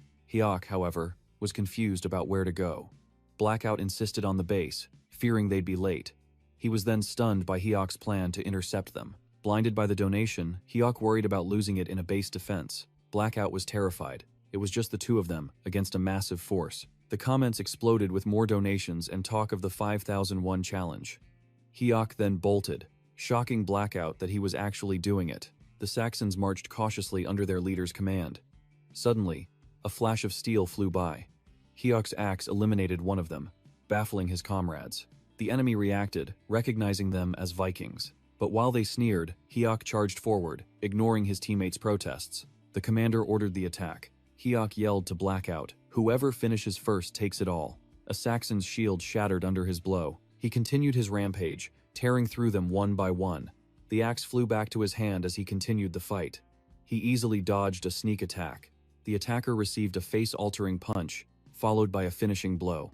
The leader, Caro, and his men watched him with caution. He screamed for Hyok to stop. Spurred on by the chat, Blackout charged Caro to prove his own strength. Hyok, meanwhile, had already felled 6 men. He was still trying to name his skill, wondering if Blackout was even fighting. He turned to see his teammate getting battered and screaming for help. At first, he thought Blackout was holding his own, but he was actually near collapse. The audience got another chance to laugh at him. Blackout cursed when Hyok said he'd thin the herd first. As he spoke, another assassin lunged, only to be instantly erased. Hyok went on a wild rampage, felling them with terrifying speed. A demonic look crossed his face, striking fear into the soldiers. Then they were caught in his attack. Viewers watched in awe as he cleared the field, leaving only 6. The commander and his remaining men were horrified. It was baffling to see NPCs that could feel fear. Hyok paused, wondering if they would run. Just then, Caro ordered his men to continue the attack, but instead, they all turned and fled. Overcome by terror, they retreated. Hyok had no intention of letting them get away. A streak of light from his axe shot forward, hitting a running soldier. His comrades panicked. The man could only cry as he watched. The chat agreed they should just give up. Viewers realized Hyok had no more axes, but he wanted to try his bow. Someone asked if the axe mission was done, but he already had a plan. Hyok fired an arrow, and everyone thought he was a terrible shot. It missed wildly, startling one of the fleeing men. Everyone laughed at his archery, but after that one shot, something seemed to click. He aimed again, though viewers advised him to give up. The arrow flew from the string. It struck the enemy's leg, shocking everyone. He was relieved that his aim had finally connected. A cry of pain erupted as Hyok's arrow found its mark. The live viewers suspected he was aiming for their legs on purpose and were amazed at his continuous accuracy. Hyok then jumped and stomped on a soldier, causing him immense pain. The man cried for mercy, but Hyok finished him with his axe. Another man tried to crawl away from his demonic stare. He screamed, "Stay away!" But Hyuk silenced him with a devastating blow. The forest echoed with his victim's screams. While he was busy teaching the runners a lesson, the community was buzzing, wondering how he'd mastered the bow so fast. They even suspected he was a reincarnator. Hyuk answered their questions, saying he just needed a little practice to get used to it. No one believed him, of course, but he didn't care. Only Karo remained. Blackout was still desperately fighting him, screaming for Hyuk's help. A brutal strike sent him down for daring to look away. The crowd mocked Blackout's fall while Hyuk tried to explain. The Mad Fox swung his weapon, curses spilling from his lips. Blackout parried, furious his allies wouldn't help, while Hyuk played dumb. It enraged him so much, he called the man deaf. Mad Fox shattered his shield and even snapped his sword, moving in for the kill. In that desperate moment, Blackout could only scream. Hyuk leaped in to block the blow, stunning his foe, who raged at the interruption. But Hyuk slipped behind him, using a special skill with his iron face to end it instantly. The system announced the mission was complete, as viewers praised his solo carry. As Hyuk checked on Blackout, he looked up resentfully, asking why he didn't help him sooner. Hyuk casually replied he didn't think he needed help. Blackout was stunned by the answer, as Hyuk made a cute face to explain. He said players usually get mad when you steal their kill, and he didn't seem to be in real danger. Blackout was absolutely furious. Hyuk added that real danger means losing an item. As they argued, Blackout continued to complain. But then, a group ran up from behind, calling for Gunner. Blackout panicked at the sight of Euron, who simply smacked his face and rushed to check on Hyuk, but Hyuk insisted he was fine. Blackout popped up, reminding Euron he was there too, just as two more men arrived. They piled right on top of Blackout. As the four checked on Gunner, Blackout declared he was logging off. Hyuk also mentioned that Blackout wasn't okay. He glanced over and saw Blackout had disappeared. Everyone only cared about Hyuk, which the online viewers found hilarious. In that moment, Hyuk realized the tutorial was over. Now, the true world was set to begin. He looked to the sky, unsure of his next move, when another powerful figure appeared. Dalit wanted Hyuk to defeat Stone Fist Byogup with his current gear. The reward was a bonus, but it had to be done within 12 hours. Everyone thought the guy was just a rich kid. Though he didn't know who Stone Fist was, he'd do it for the money.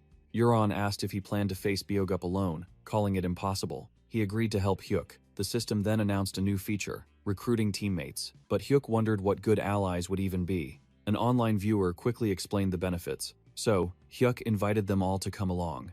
Pleased, Euron ordered his men to prepare horses. The sound of galloping hooves filled the air. While riding, he asked Euron about Stone Fist Byogup. Euron explained Byogup was a dream who once served the king, but after the king passed, he lost all his honor. Euron added that he'd heard rumors Byogup was now pillaging villages in the Seasit region. A system notification appeared. Byogup was once one of the greatest warriors of the Ragnar Knights, practically blessed by Odin himself. If Hyuk could lead him to Valhalla, the warrior's recognition quest would reactivate. Now, he just had to find Byogup and earn his respect. Hyuk read the new mission details as the viewers eagerly watched. Their horses stopped at a cliff's edge. Euron signaled they had arrived. He pointed toward Byogup's hideout. Since he knew the man, Euron told Hyuk to wait and blow the horn he was given if he needed help. But the moment Euron finished, Hyuk charged for the enemy base. The viewers screamed for him to stop, but he ignored them, rushing toward Byogup's guards. He wondered if he had to defeat all these grunts just to meet the boss. The moment they saw him, the gate guards raised their weapons, but he kept charging forward, declaring, "A true Viking warrior doesn't attack from the shadows." The men inside were startled by the noise. They were shocked to see Hyuk using his horse to smash right through their main gate. The camp realized they were under attack. Hyuk drew his bow and fired, and one by one, his targets began to fall. The men collapsed to the ground. The rest gathered to fight back.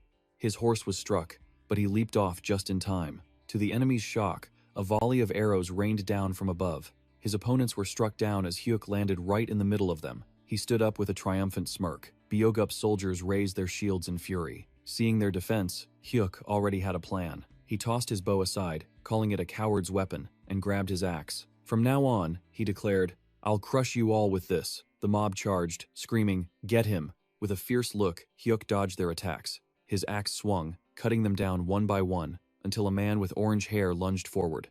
Hyuk swiftly blocked the attack with his axe. He spun and countered. The orange-haired man's head went flying, his face a mask of pain, as another swordsman attacked from behind. Sensing the danger, Hyuk's eyes flared as he charged. With a ferocious roar, he grabbed the man in a powerful embrace. The others continued their assault. "Fire!" one of them screamed.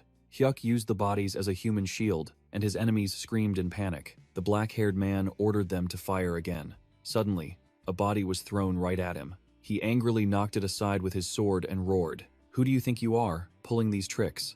In the blink of an eye, Hyuk was right in front of him, moving at incredible speed. Before he could react, Hyuk slammed him with his axe. At that moment, he was like a savage beast, raising his axe for the finishing blow. One of the men screamed out, "Chief!" Suddenly, an axe flew at Hyuk, but he managed to block it. A giant foot slammed down nearby. With his colossal frame, he spoke. "This ends now." The online viewers exploded with excitement. "It's Byogup!" The black-haired man shouted with glee. "Chief! He's the one who charged in!" Hyuk slammed his axe into the man's side. "Be quiet!" Byogup flinched and roared, "You little punk!" Hyuk proudly gripped his axe. "I don't have time for this. Let's just fight. Come on!" Hearing this, Byogup furiously slammed his own axe down. Smoke billowed as he roared, "You damn bastard!" He suddenly vanished, his voice echoing. "Are you tired of living?" Byogup charged forward at blinding speed, his eyes burning with pure killing intent. "Let me teach you the meaning of regret." The scene cuts to a training arena where two youths are clashing. A system window flashes. Anatole is victorious. Anatole calmly says, "Hello everyone. It's been a while." The viewers go wild. "It's Anatole." He casually confirms, "Yeah, that's right. Isn't this your first stream since the Iron First tournament? Too bad you only got to the semifinals." Anatole's expression darkens, and the chat shows concern. "Are you doing okay?" He quickly replies, "I'm fine now. A few days of rest put me back in top form." Anatole clenches his fist, lost in thought. In Ultimate Fighter, the name Anatole was synonymous with world champion. Taking home trophies was just another day at the office for him. He stood there, reflecting. Yet in Iron First, his best result was only the semi-finals, but Anatole's spirit was far from broken. He announces to his stream, "Today, I'm going to recapture my original fighting spirit." Anatole then continues, "How about we take a trip back to my hometown?" With a snap, the view count hits 38,217. He logs out, as the world of Iron First dissolves. He launches Ultimate Fighter, the viewer count plummets, a hater mocks, views are dropping, no one plays a dead game. Anatole teleports into a small house. He's dressed simply and remarks, "Wow, how long has it been? Almost a year since I've been in Ultimate Fighter." He snaps his fingers again and speaks, "Time to hop on my secondary account, let's go." Instantly, Anatole's avatar changes outfits. He grins, "Alright, let's get into a match." He commands the system, "Find a match." A robotic voice replies, "Searching for opponent." The scene shifts to another house, filled with thunderous shouts. The reaction is as explosive as always. "Look at this. The viewers are going insane. Man, watching this highlight still gives me chills. This editing is absolutely god tier." We see Bo-Voon and Hyuk preparing to fight as the view count soars to 102,000. Viewers praise their skills. Lee Chian complains. They even have memes. So cringe. Aki looks completely lost. Chian turns to him, beaming, "You're getting so hot. You don't need me for views anymore. You're a star. Get it?" Oak smiles. "Yeah, but it's all thanks to you, Chian. You worked hard today, manager." Chian yawns. "It was nothing. I'm off to bed. You get some rest too." Ak replies. "But it feels like a waste to sleep now. Maybe I should try Iron First, that new hot game?" He quickly shakes his head. He continues, "No, I'll stick to the plan. Grind my way to Celestial in Ultimate Fighter. Just one more win to hit Grandmaster, right?" OC closes the door, holding a player card. "Though, Little Black Sword and Little Rabbit from my friends list are never online. Don't tell me they quit the game." He hops on his machine, shrugging, "Oh well, whatever." The system initiates a full dive. A voice reports, "Entering game lobby." Hyuk logs into the game, searching for an opponent. A notification pops up. He squints at the screen. Nickname is First Noodle Cooking Champion. The system gives him two options, decline or accept. Hyuk is puzzled. 0 wins and 0 losses. Must be a returning player's old account. He hits accept. "Alright, let's see what this is about." Anatole finds a match. He strokes his chin. "Such a strong name, huh? Whoa, and a 100% win rate." Anatole starts to analyze. Probably a Grandmaster or Celestial rank player. It might be an alt account of someone I don't know. His viewers start mocking the name. Anatole wonders, who is this troll? The chat is buzzing about the strange name and its perfect record. Anatole glances at the notification and speaks nonchalantly. Is that right? He accepts the match confidently. Another one of those hidden masters in a mask? Let's see if you can keep up that act in front of me. An opponent with an overwhelming aura appears before him. Anatole grins. So, the secret master finally shows himself. He looks absolutely thrilled. He crosses his arms. Let's see if I can guess your true identity. Anatole gestures forward. Come on, let's have a real duel. But then, Hayok points directly at Anatole, confusing him. With a provoking look, Hayok says, So, why don't you make the first move? Anatole's expression instantly darkens. Are you looking down on me? In a flash, he vanishes from sight, shouting, I'll make you eat those words, here I come. Hayok throws a kick, but Anatole dodges it with ease. Seizing the opening, Anatole grabs Hayok's leg and sends him flying. Anatole pivots, gritting his teeth. As Hayok plummets, he covers his face, while Anatole prepares a crushing blow. His face is filled with determination. He smashes his fist into Hayok. Sweat drips from his brow as his mind races. This is crazy. He actually blocked that attack. Hayok's powerful counterkick slams into Anatole's face, distorting it on impact. Hayok's eyes are filled with killing intent. He spins, brutally kicking Anatole to the floor. The impact echoes. Hayok radiates a deadly aura, readying a finishing blow, while Anatole is still dazed. A deep crack forms on the floor beneath him. Anatole turns his head in sheer panic. He barely manages to dodge as Hayok's fist shatters the ground where he lay. The floor is now completely destroyed from that single, terrifying punch. The viewers are left speechless by that intense exchange of blows. Anatole is already wounded from that narrow escape. Hayok glares at him like a wild beast stalking its prey. The chat starts to speculate. Maybe he got rusty after taking a break. Anatole grinds his teeth in fury. Let my guard down? Lost my touch? No, it's more than just that. His technique is only part of it. He studies Hayok. During that last clash, I felt something else. A strange, unnerving sensation.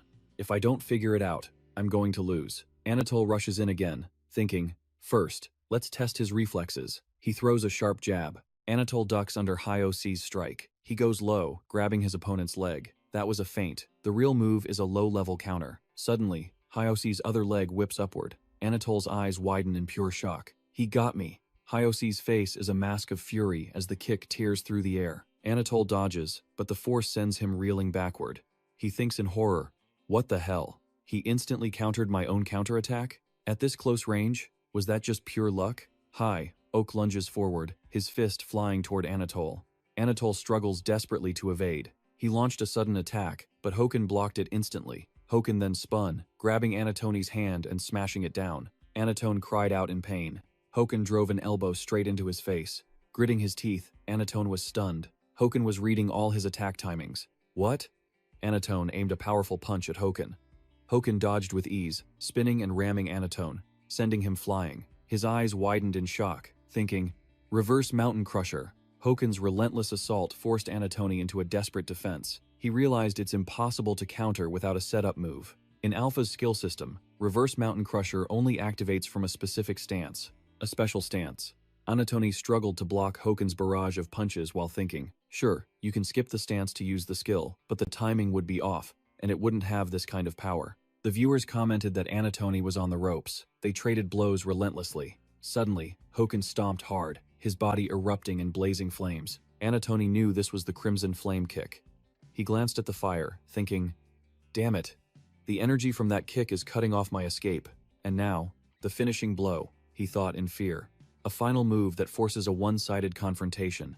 He's using a wide-range skill again.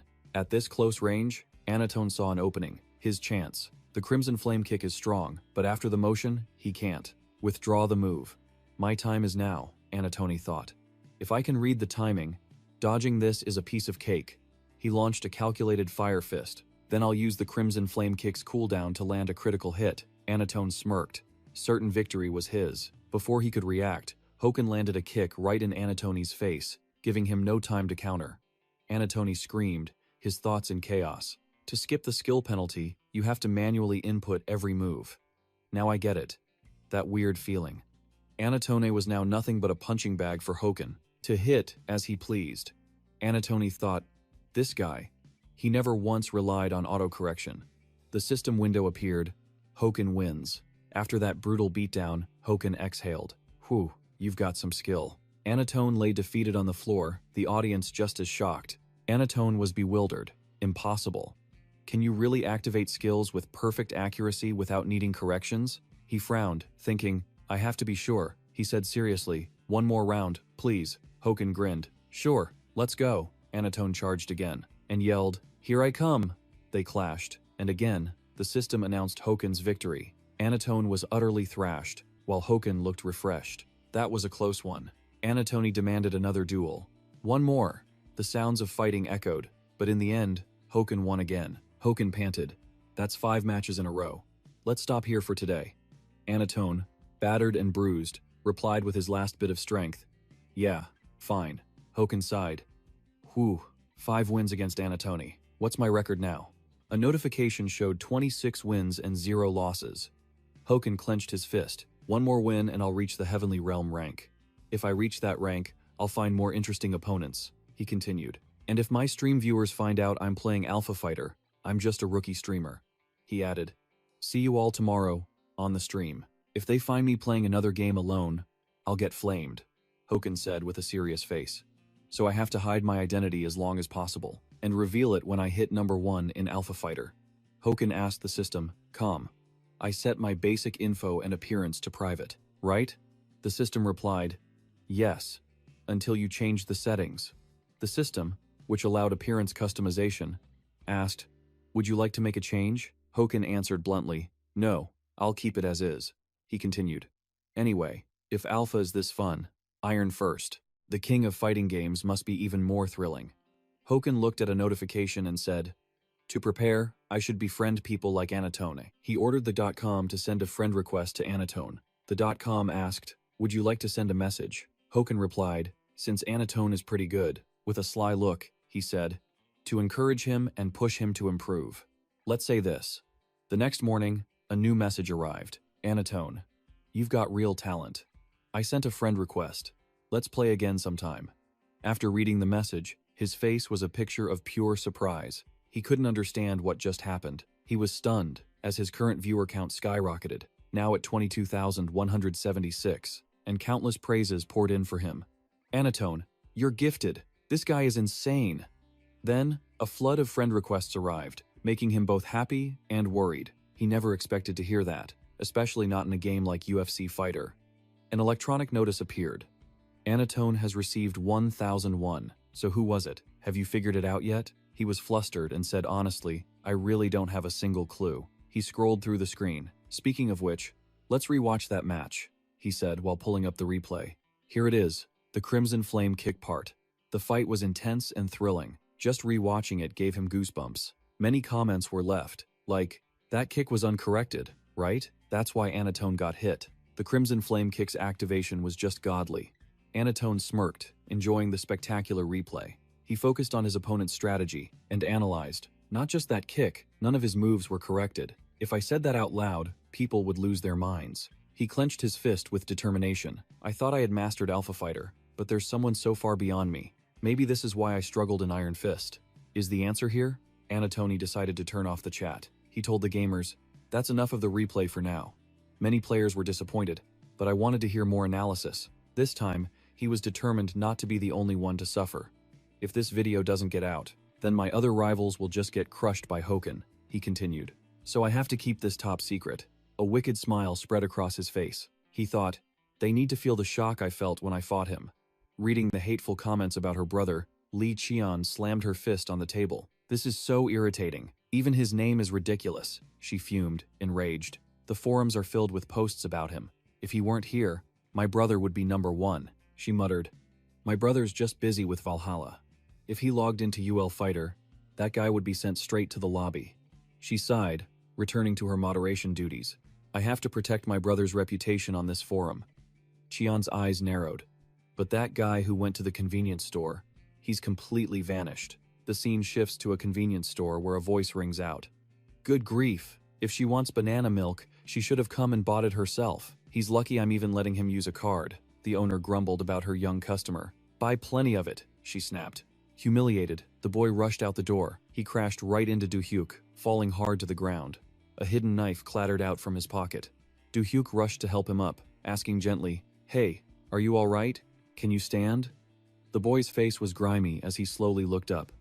Yes, I'm sorry, he stammered. Do-hyuk couldn't hide his utter shock. He recognized the boy. You're Taitu Jurgaman, aren't you? The kid jumped back, startled. How do you know my nickname and my real name? Who are you? Do-hyuk couldn't believe it. He had to ask again. Is it really you, Jurgaman? Before I returned to the past, you were my subordinate, Taitu Jurgaman. The memories flooded back. He remembered the time before his regression and began to explain. In the early days of the apocalypse, the weaker ability users were helpless, so I formed the Wild Dog Squad. Squad 13 was the one I personally commanded. He recalled the past. Our team's strategist was Taitu Jurgaman. You used to boast about it so confidently. Captain, sir, I'm so damn jealous of big guys like you. Do-hyuk's face soured. Oh great, he's starting again. Who gave him a drink? Then, Doan pleaded, come on, Captain, stop nagging all the time. She laughed, hugging him while defending Gamin. This kid, Taitu, needs a little booze to get his brain working.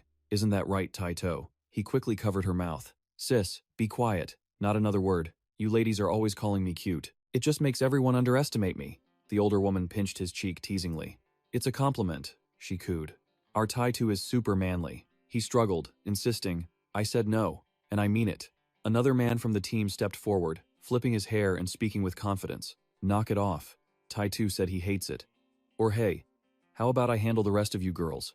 She shot to her feet, furious at his words.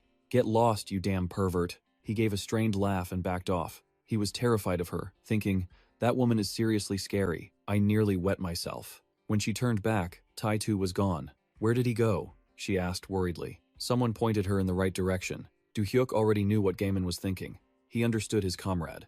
Whenever he drank, he'd climb somewhere high and sit alone in the wind. So dramatic, just like a movie scene. After a short search, she finally found Gamin. She shouted anxiously, he's doing that thing again. I won't tease you anymore. It's dangerous, so come down. But high above, Taitu was lost in his thoughts. He wanted to open his heart to Captain Do-hyuk. He began to confess, if only I were as big as the captain. Gaiman was completely absorbed in the past. Would those bastards still be able to bully me then? The boy stared into the distance, his voice full of longing. If things were different, he pulled the bandana from his forehead, choking up. If things were different, this eye.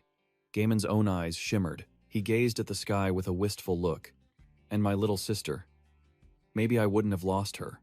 Do-hyuk listened in silence, watching his kind-hearted subordinate. He shared his deepest wish. If I could just fight the alien soldiers with pure physical strength, like the captain. Tears welled in his eyes as he spoke earnestly. Then I could have protected everyone. That's why, Captain. He suddenly lost his balance. He fell backward, still stammering, if only back then. Seeing this, Manchi rushed forward, catching him in her arms. She scolded, if you can't handle your liquor, don't drink. You get drunk, climb somewhere high, and start rambling about the past. Just then, Gecko quietly approached the captain to report. I've found their outpost. Kwang Yel and Sanchi are already in position. Do-hyuk drew his sword. Then it's time to move out, he declared.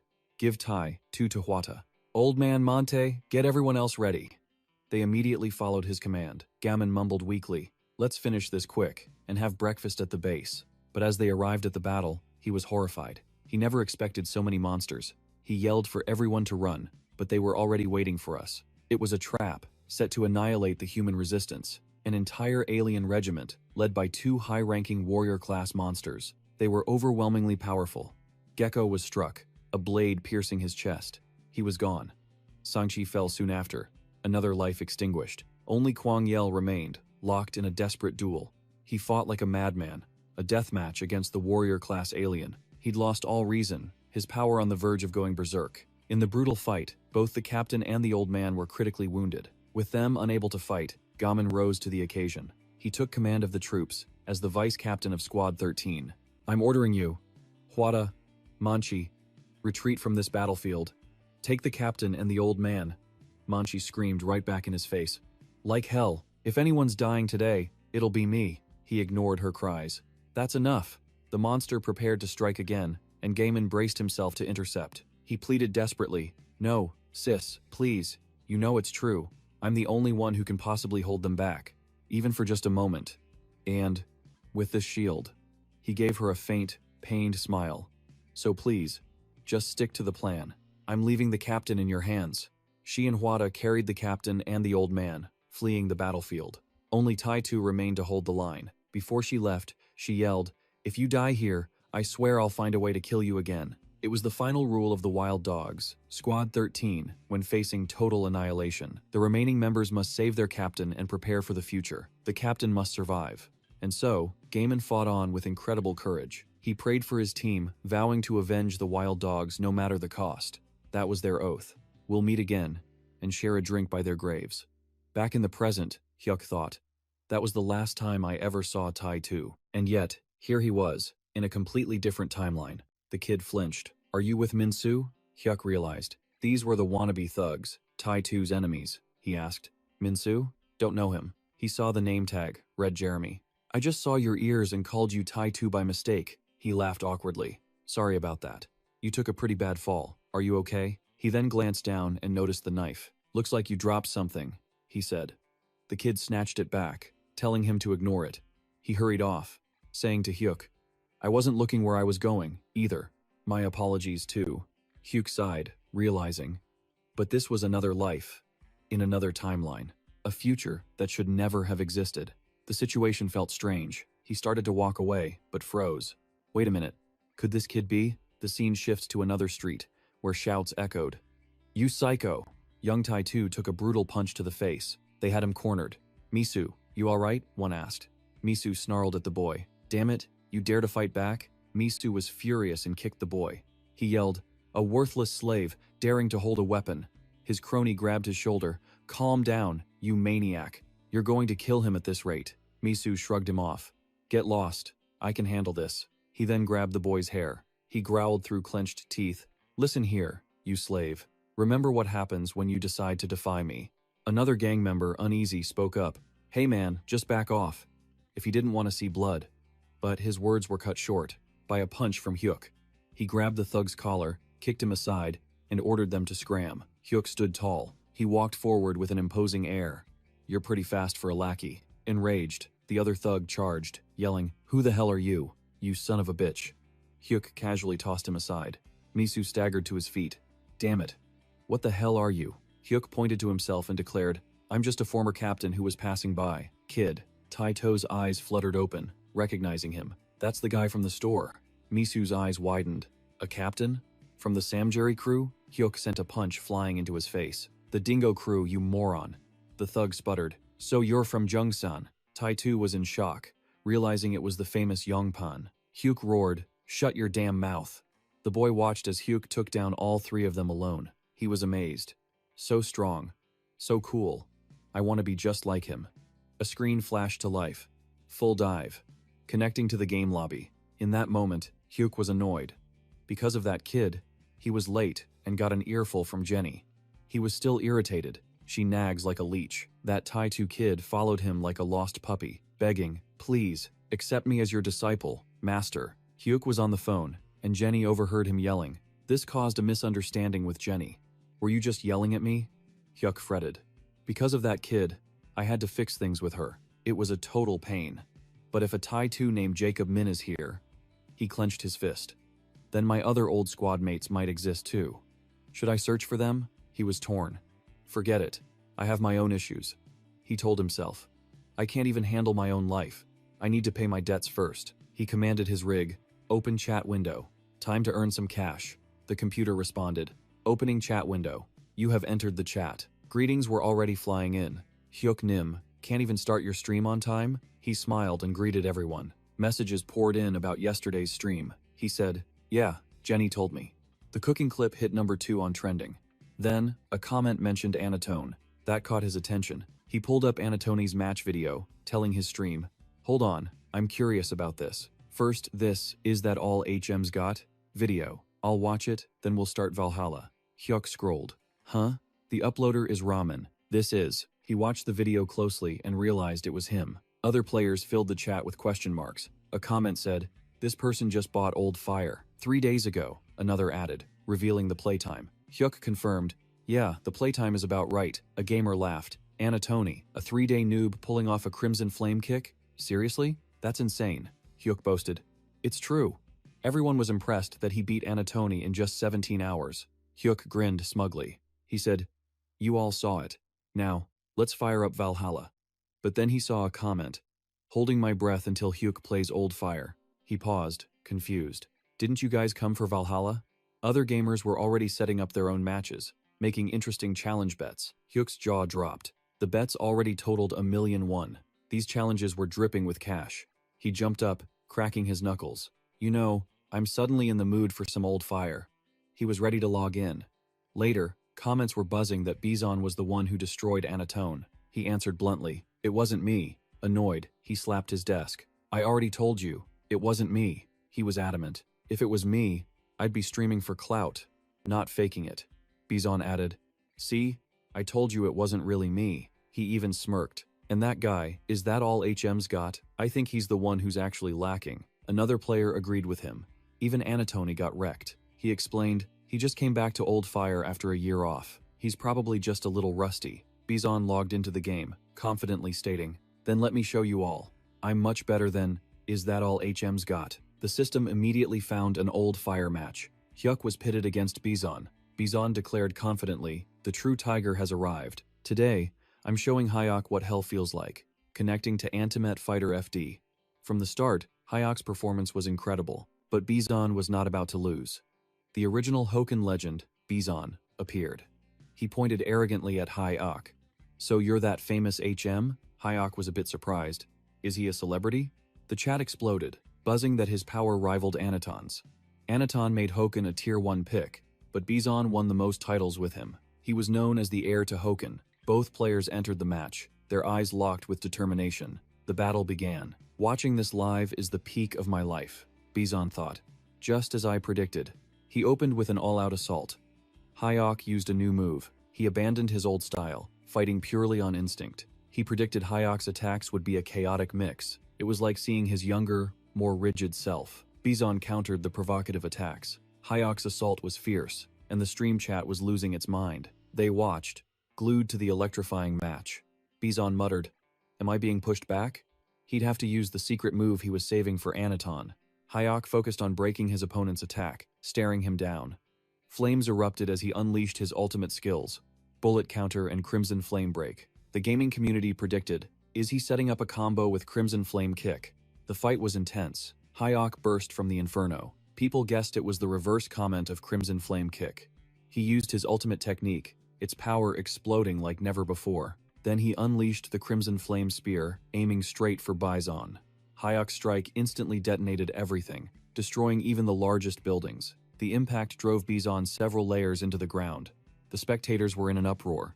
Did he just combine the force of Scythe Fire Frenzy Kick with Rending Moonfist? He even micro-controlled Rending Moon Kick to create a vortex, amplifying the damage. Bizon knelt, battered, amidst the ruins. His body control is insane, switching between enhanced states. Is this even possible?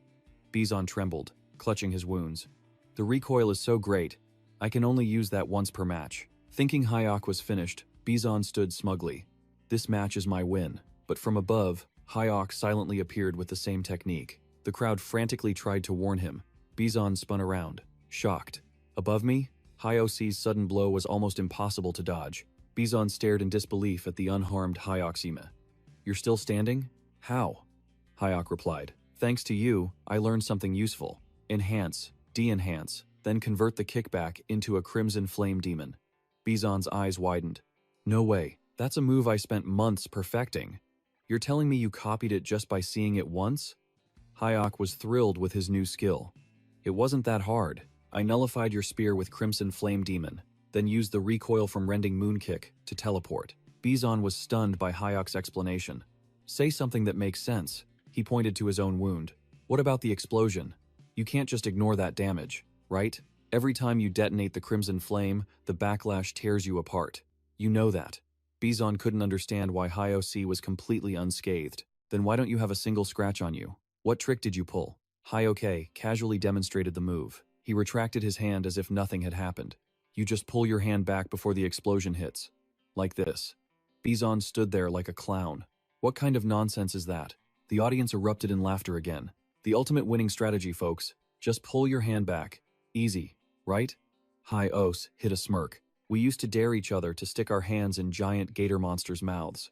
We lost a few fingers doing that." He even threw a few taunting punches at the air. Anyway, just like this. Pull back before the damage registers, got it? The crowd loved Hyok's attitude. This fight was starting to get really interesting for Hyoxi. Let's go for another round. But Bizon, though battered, remained defiant. Fine. Let's see how good you really are.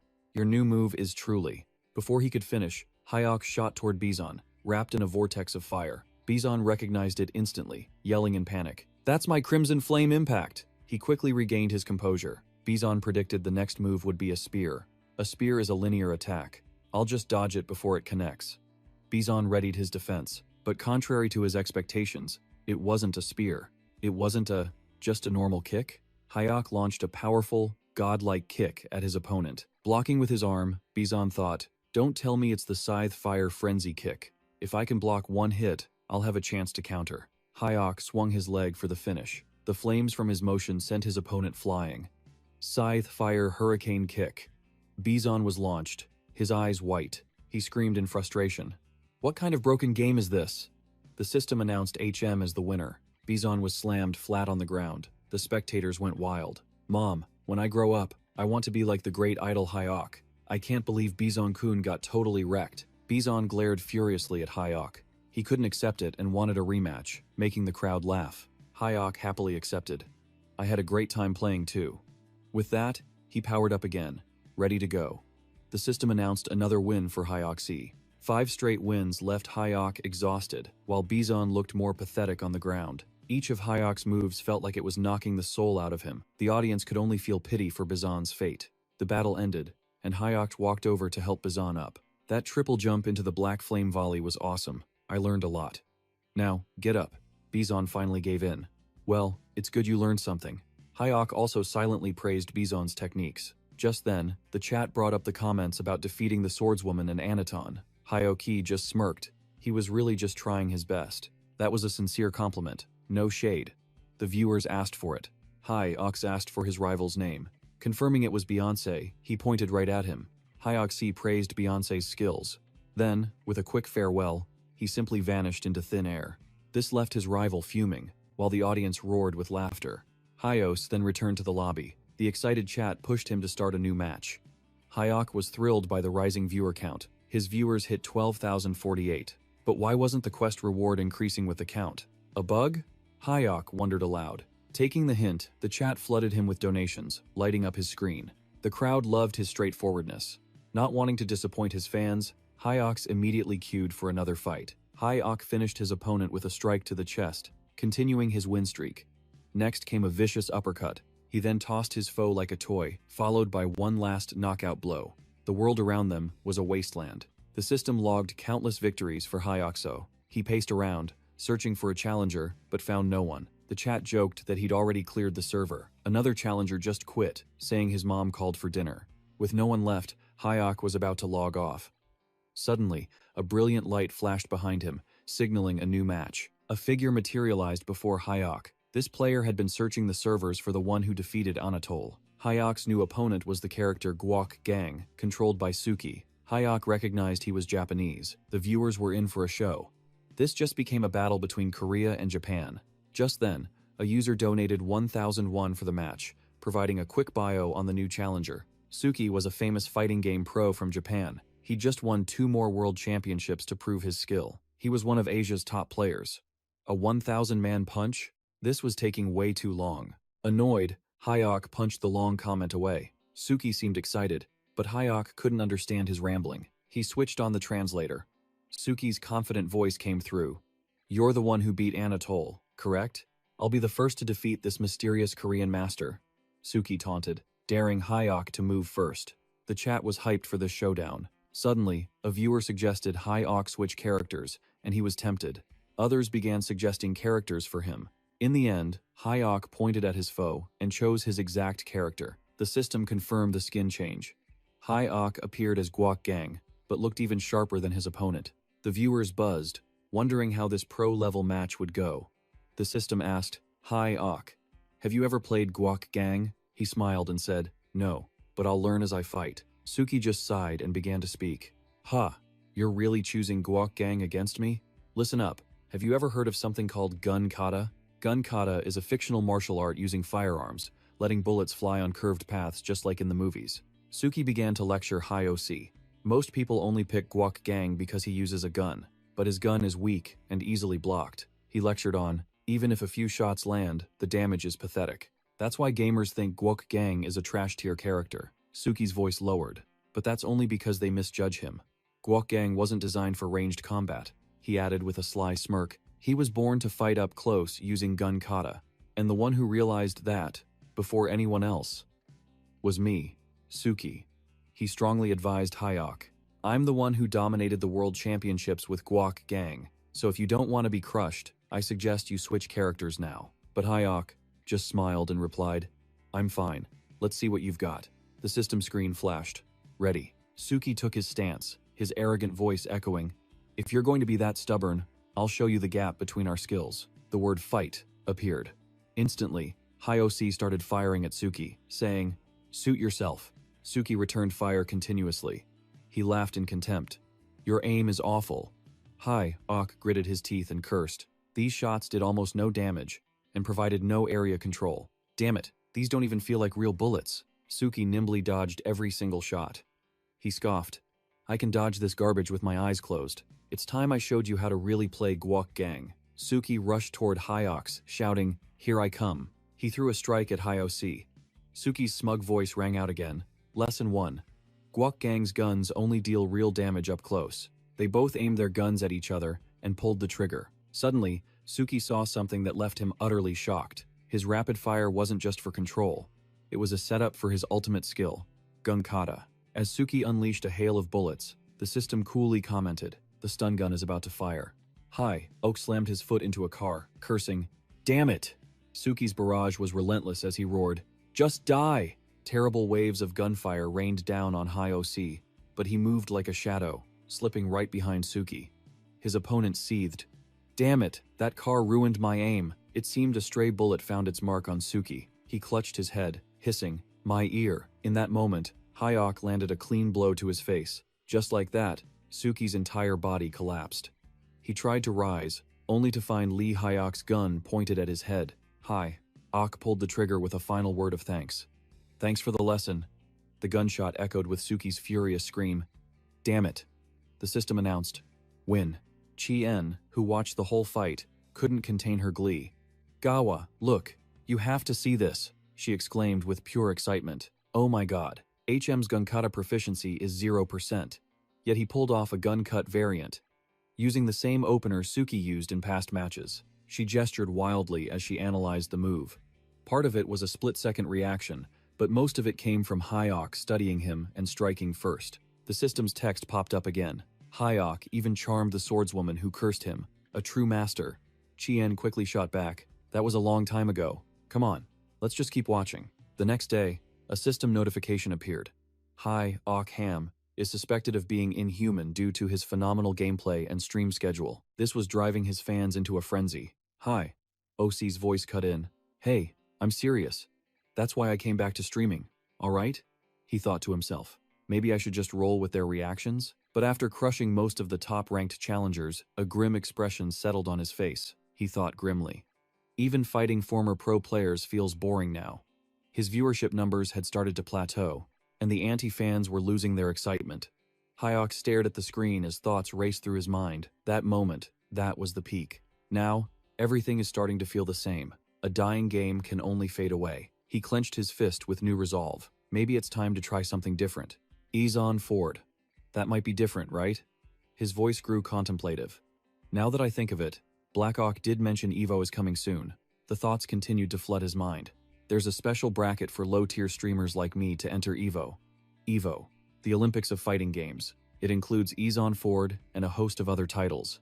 Hyoc's fingers flew across the keyboard as he thought. First, I need to check the entry requirements. Let me check my stream hours and current ranking first. A news alert flashed across his monitor. Hyoc's eyes widened in shock. Huh? What is this? He muttered to himself. Don't tell me this kid is Buna. His mind reeled. The one by my side in my past life. The Destruction Dragon Emperor. Buna. This is my first time meeting one of the 9 heroes. The last pillars of humanity's resistance before my regression. In the Hall of Heroes, a man named Kubuna spoke up. So, you're the one they call Hyoc? The Hall of Heroes was a magical construct, created by a grand mage to unify the minds of the 9 heroes. Inside this virtual space, Kubuna sized up Hyok with disdain. This scrawny kid is the one who defeated Ironheart, the strongest of the final candidates? I'm genuinely worried for the future of our resistance, Buna scoffed with pure arrogance. Let's see if you're truly worthy of all this praise. Hi. Ok remained silent, a thought crossing his mind. That loudmouth has to be the war maniac, Kavina. Chen Tao cut in. Move. Let me handle him. I'll start by tearing off one of his legs. With those words, Hai Ok knew. The mad demon, Chen Tao. Hai Ok's voice was firm. No, I'll rip off your family jewels first. The saintess, Elira, giggled behind her hand. My apologies, but Chen Tao practices the martial arts of a eunuch, so he's already, castrated. It's why he's so rebellious, and they call him the Mad Demon. Chen Tao looked utterly crushed by the humiliating reveal. He roared, You damn witch! Did you help make me a eunuch? Why do you laugh like a maniac every time it's brought up? Mark tried to placate him. Calm down. The saintess said it could be fixed, but then she said your martial arts made that impossible. You cried like a baby back then, so now she just teases you for fun. But Mark's next words completely broke Chen Tao's spirit. Just pretend it doesn't exist. I mean, it's not there anymore, right? So just accept it and live your best life, Mark said with a friendly smile. He even gave a thumbs up. Go, Chen Tao, go. Chen Tao's eyes welled with tears. Unable to hold back, he lunged at Mark, cursing his name. You bastard, you son of a bitch. Mark dodged with a laugh, taunting him. Teasing the mad demon is the best. Suddenly, Ilera appeared beside Hai Ok. She spoke to him. They're insane, right? Before you showed up, he was known as the greatest genius in all of humanity. The Sword Saint, Mark. Elira introduced him warmly. This is the Hall of Heroes, where the spirits of former heroes reside. Welcome to the sanctuary of the Lido Hero Resistance. Hai Ok ignored her outstretched hand, turning away. Still, this atmosphere is completely chaotic. Especially for a resistance meeting. She withdrew her hand, a little embarrassed. That's because everyone is on edge. Hai Ok shot her, a sharp look. On edge? The heroes at the pinnacle of the hunter world? The very ones meant to save us all? She tightened her grip on her weapon. The resistance will save this world. The greatest heroes among all hunters. But before all that, she said with a soft smile, we're still only human. After all, Hai Ok stared at her, stunned. She glanced at the others, joking around. We carry the future of humanity on our shoulders. Maybe this is just our way of coping, she stated proudly. To forget that crushing burden, even for a moment. If you can pass this trial and become one of us. She turned to face Hai Ok directly. You will understand the true weight of the name resistance. Hai Ok's reply was blunt. A burden born from fear. He declared with absolute certainty, I, Lido Hai, Ok, the one they call the war god, the first to slay one of the ruling species, will carry all of your burdens for you. So, no more whining, Quaverna shot back, looking intrigued. Let the trial begin. This is the kind of fighting spirit I like. Suddenly, massive wings erupted from his back, turning him into a fearsome beast. His killing intent soared as he roared. Let's see if you can back up those words. Hyok yelled, Isn't that Quaverna's ultimate skill? Dragonification? He grit his teeth, thinking, another transcendent being, if that's the case. A notification popped up. Owa Wayan has donated 1 million. 1. The message read, Awaken, warrior. Hyok stared at the board, shocked. Huh? Then he saw his disciple, Lido Hyok, donate 1,001. The current Hyok staggered back, exclaiming, Whoa! The chat immediately started teasing him. Hyok, completely flustered, tried to recover. Oh no, I just got lost in an old memory. The viewers found it hilarious. He returned to his computer, looking troubled. Sorry, I was just thinking about something. Staring at the news, he thought, I need to confirm this. Is this really the Quaverna I know? He asked the chat. By the way, who is this guy? The expert from Iron First? Hyok pointed at the screen. The chat buzzed. That lunatic Quaverna dominated the anti-fire scene after his debut. He even toyed with Anatole in the last semifinals. Hyok thought, satisfied. If he's the Quaverna I know, he's a natural-born hunter. There's no way he'd be bad at a game like Iron First. Hyok reasoned. Of course, my Quaverna and this one exist in different timelines, so they aren't exactly the same person. He clenched his fist with resolve. But one truth remains unchanged. Then and now, even in this life, it was Quaverna. He's the one who convinced me to max out every loan for the apocalypse. Right before I regressed, he remembered their conversation.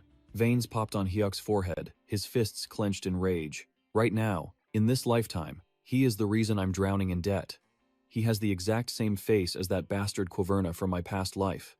His expression turned gleeful. For the past Quaverna's sins, I'll hold this one responsible, he shouted. So you just wait.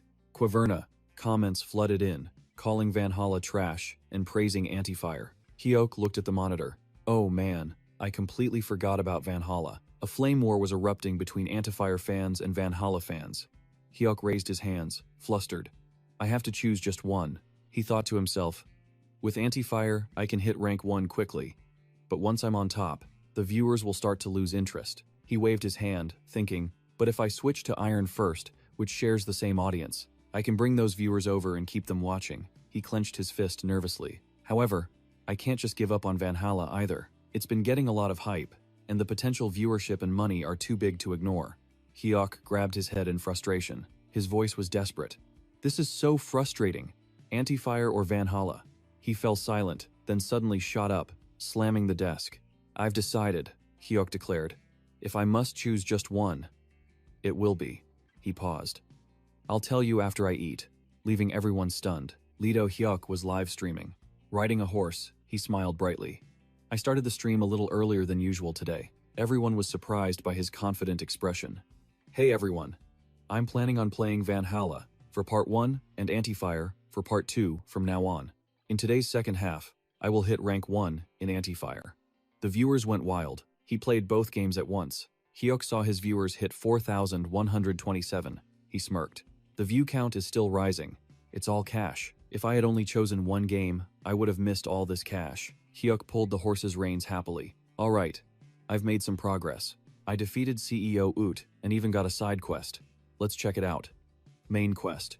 The kingdom's rightful heir. The story began after a massive Viking invasion. King CEO Ut I of Mercia was forced to abdicate. Earl Lee Freak, second in line to the throne, now seeks to become the next king to save Mercia from collapse. The true heir must take the throne. Otherwise, Mercia might once again become a vassal to Wessex. Hyuk smirked at the notification. Viewers knew this was a power struggle, the succession war. Chat buzzed. Tough quest. But the loot must be insane. Hyuk waved his hand. How could I kill someone who's begging for my help? Standing before a grand castle, he declared, Anyway, that place over there must be Earl Lee Freak's castle. Now, let's charge in and finish this quest. He galloped forward, axe in hand. Exactly. I'll crush the problem at its source. The viewers loved his strategy as a donation popped up. The dual axe swordsman donated 1,001. Told you so. This guy thinks on a different level. Hyuk charged at 2 stunned guards. They raised the alarm. A guard pointed his spear. Halt! Before they could react, Hyuk dispatched them. Soldiers yelled, on high alert. Intruder! Stop him! He charged, taking them down one by one. Viewers were thrilled by the easy takedowns. Soldiers blocked him. He thought, whirlwind frenzy? He leaped to attack, yelling, A lot of you came here for Antifire, not whirlwind frenzy. He kicked a soldier, sending him flying with a pained scream. A smirk played on Hyuk's lips, but this time, it's Inferno mode. Viewers gasped as his leg burst into flames.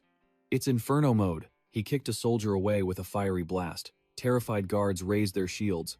Block it! Charge! Hyuk spun into another kick. The flames exploded. It was blazing gale, instantly wiping them out. He stood before the doors, leaving everyone stunned. Seeing his fire roar and blazing phoenix, Hyuk was relieved. The viewers hailed him as the next Hoken. He ascended the stairs, asking, Curious? Want to see what's next? His hand touched the door.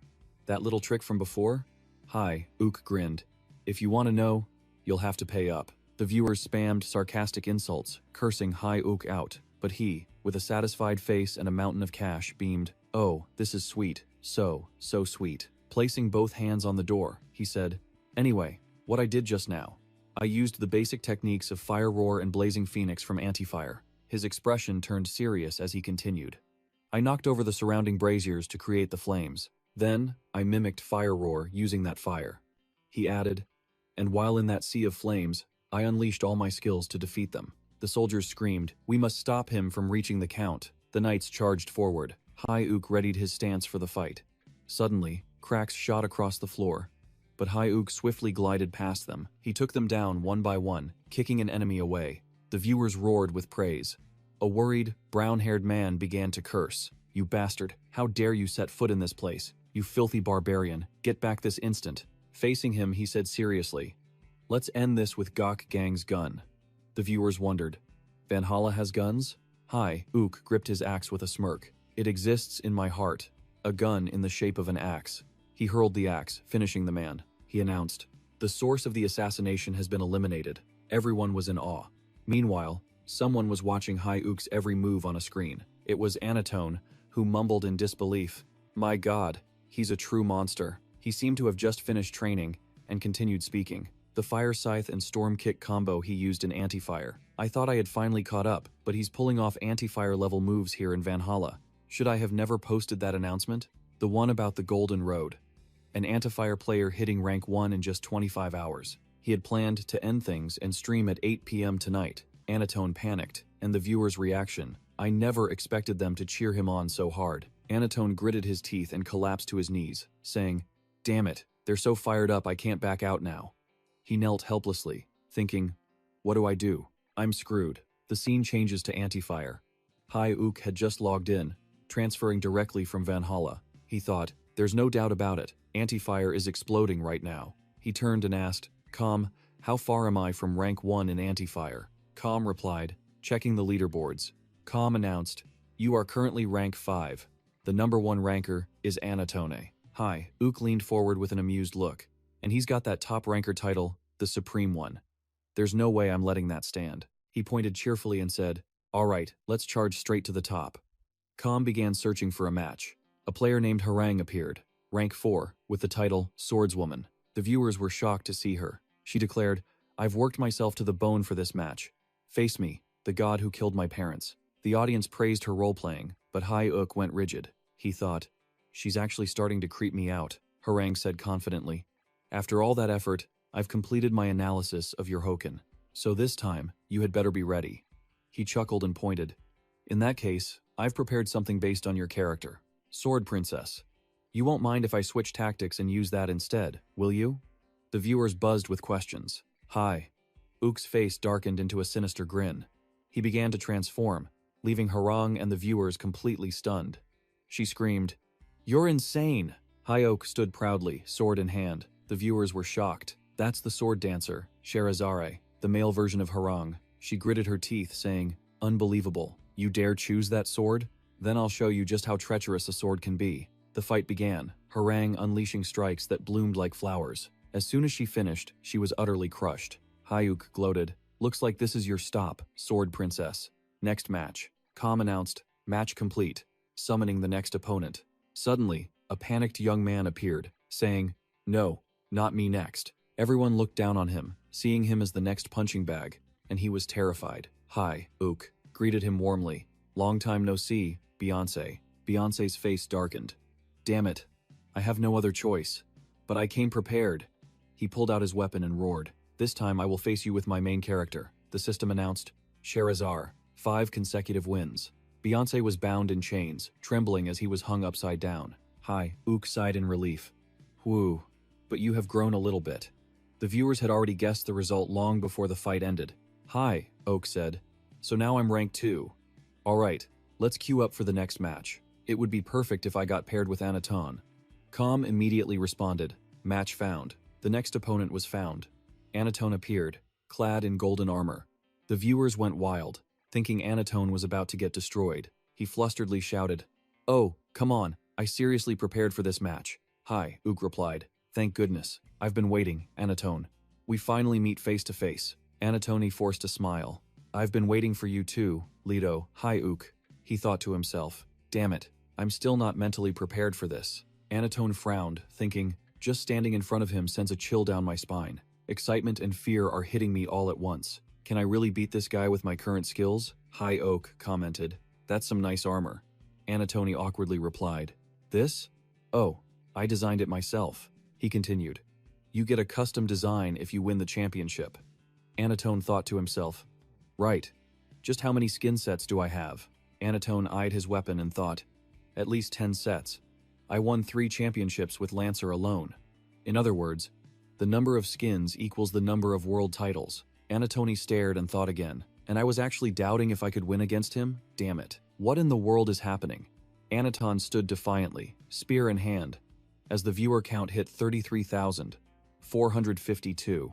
The cheers of the crowd fueled his ego. That's right, for them. Aniton lunged first, roaring, "This won't be easy, because I'm blocking the path to number 1. Hyuk replied, "You think this is enough?" Their skills clashed. Hyuk was shocked as Aniton's blow actually sent him flying. Hyuk landed safely, gritting his teeth. Aniton rushed in with a fiery barrage, creating clones and saying, "Don't worry." But Hyuk dodged every attack. With a grim face, he thought, "That move is just like the swordswoman's flower and phantom sword. No storm can shatter a solid island in an instant." Flames erupted around his sword as Hyuk shouted, "I'll show you the true power of a great sword, one that shatters all illusions." He thought, this is the very skill that wiped out an alien legion in one strike. His eyes blazed with killing intent, his entire body on fire. Aniton's face went pale. "Impossible," he stammered. The blade fell, tearing everything apart. Viewers screamed at the devastating attack. The entire stage was annihilated. Hyuk let out a breath, and the crowd saw it as a masterpiece. Absolutely incredible. Right after the battle, Hyuk admitted he copied Gufgang's finisher, stunning the online community. He glanced at the lingering energy, remarking, "This match was actually pretty fun." Aniton, enraged by the mockery online, declared he would fight back, but Hyuk told everyone to stop, knowing Aniton wouldn't dare attack under his immense pressure. He said that, for Aniton, to even struggle was a sign of some talent. The comment left Aniton speechless. The community just laughed even harder. Hyuk cheerfully insisted it wasn't a backhanded compliment. As the arena restored, he prepared for the next round. A donator called Aniton a punching bag, making him burn for a rematch. But instead, Aniton used a teleport skill and vanished. He landed in a dense forest, muttering curses about the game. Meanwhile, netizens relentlessly teased his drop from rank 1 to rank 8. He sat up, trying to justify himself. "I landed 3 hits. Aniton was then stunned by breaking news. Lido Hyuk was starting Iron First, and he was aiming for the world's top 100. Someone asked how far Hyuk could go, making Aniton pause. His face darkened as he answered, "If you'd asked me yesterday, I would have praised his skill, but I'd still have my doubts about him winning, because Iron First is crawling with monsters." Aniton thought of legends like Kwapna and his international victories, but now, to answer that question, after feeling the pressure he gives off. For Lido Hyuk, nothing is impossible, not even Iron First. Aniton was sure Hyuk would dominate the competition. How far could he go alone? Elsewhere, Hyuk suddenly logged in to play Valhalla. His appearance stunned the viewers. He said he might play part 2 depending on his mood, or he might just quit. A comment appeared. "Since you hit number 1 in Anti-Fire, what's the next game?" Hyuk said he would try the newest fighting game. He instructed his virtual assistant to set his Iron First nickname to his usual, Hung. "Is that all you've got?"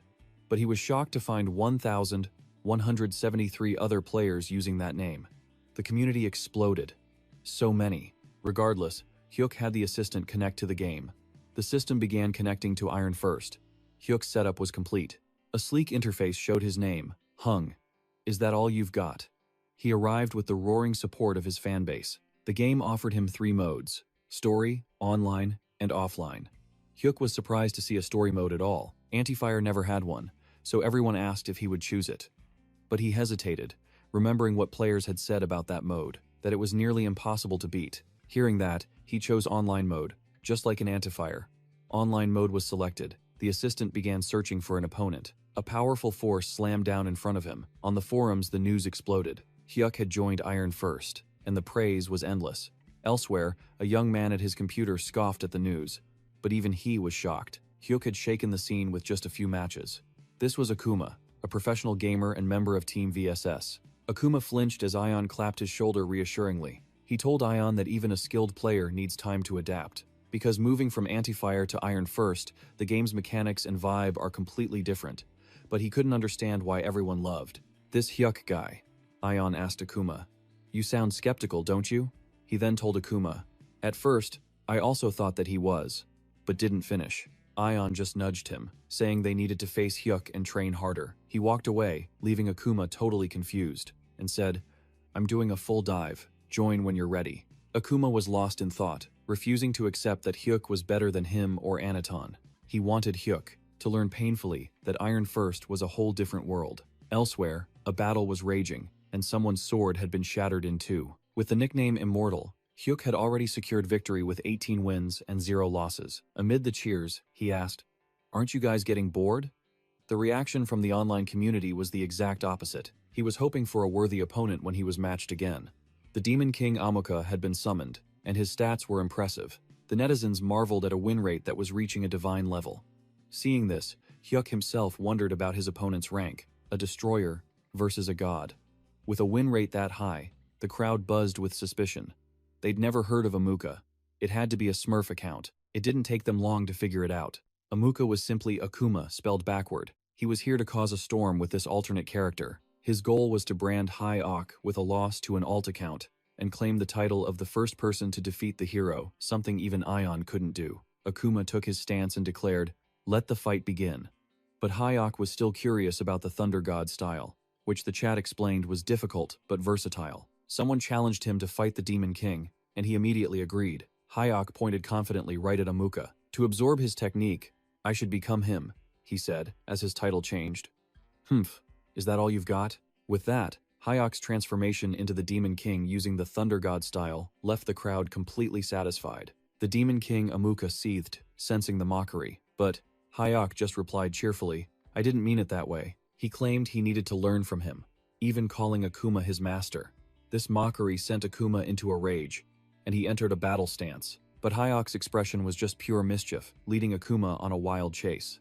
The viewers found it hilarious to see him toy with the Demon King. Mid-run, he stopped, announcing his strategy was to make his rival let his guard down.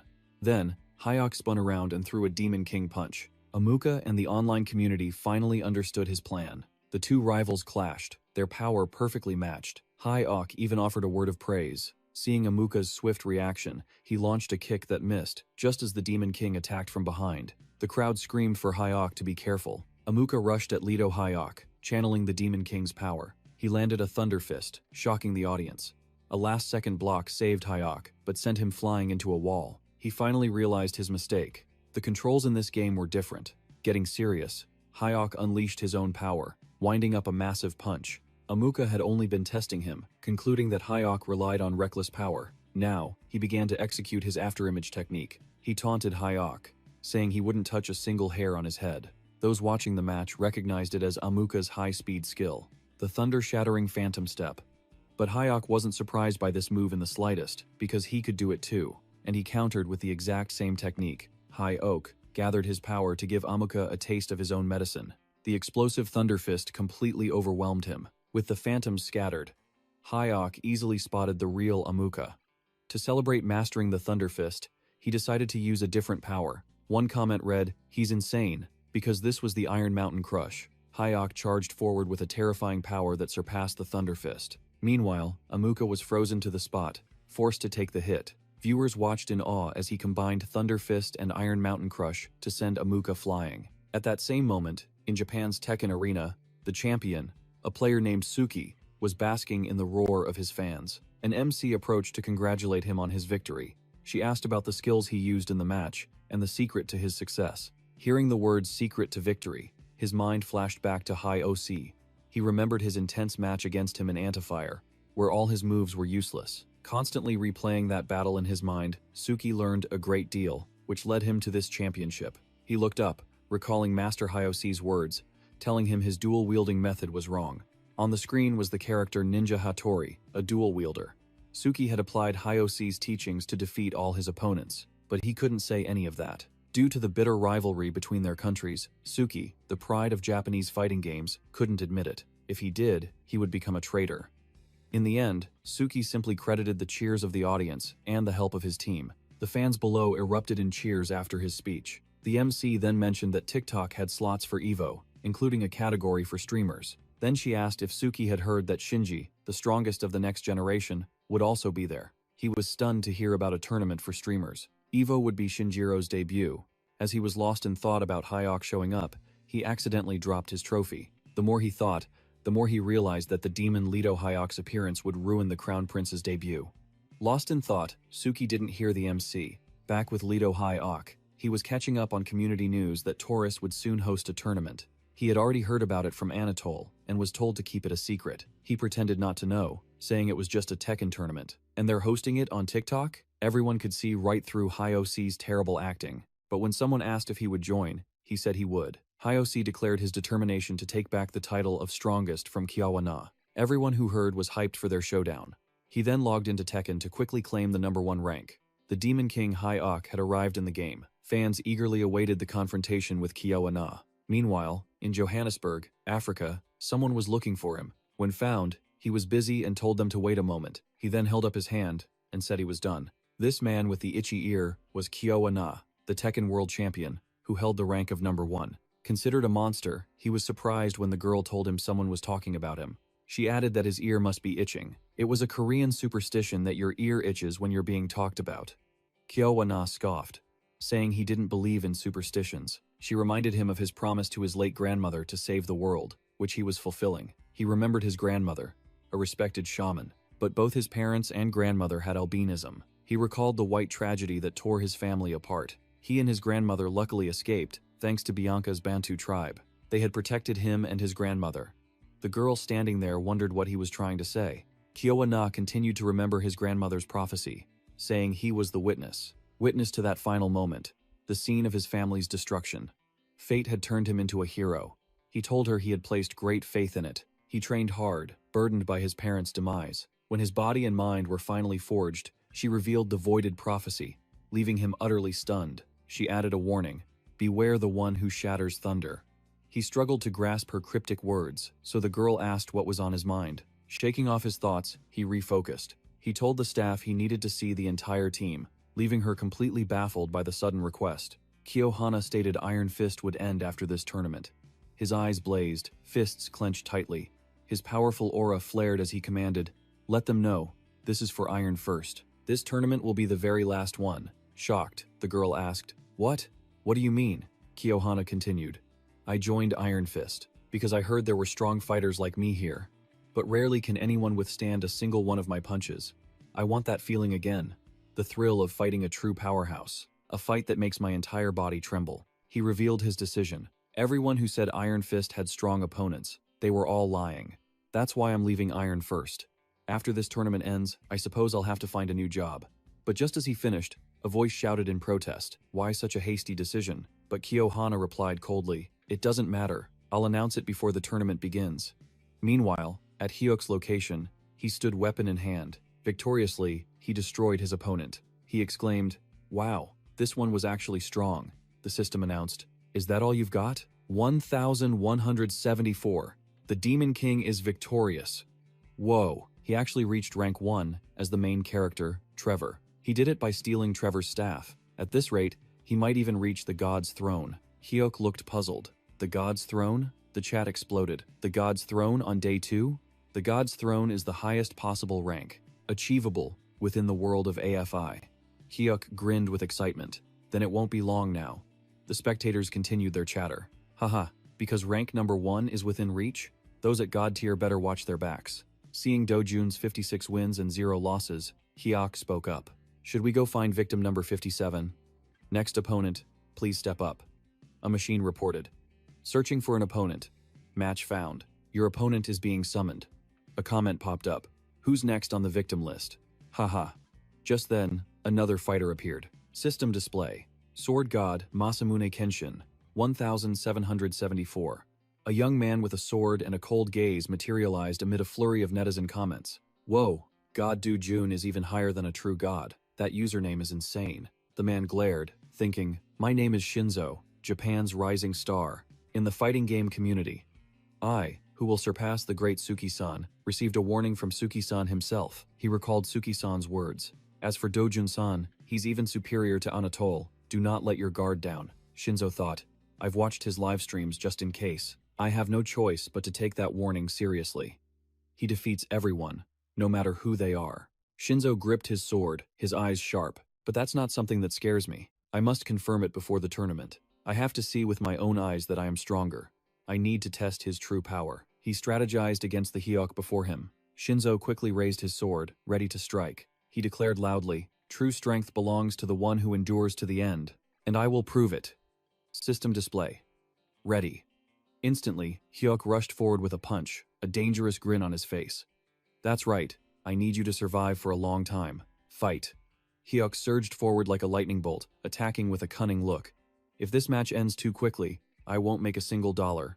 In that instant, Shinzo's sword met Hyuk's fist, and he masterfully deflected the blow. Gripping his sword, he slipped behind his opponent. Shinzo seized the opening, sweeping Hyuk's legs out from under him. The technique sent Hyuk stumbling to the ground. Released Moon Mutodori, a bladeless style to counter swords.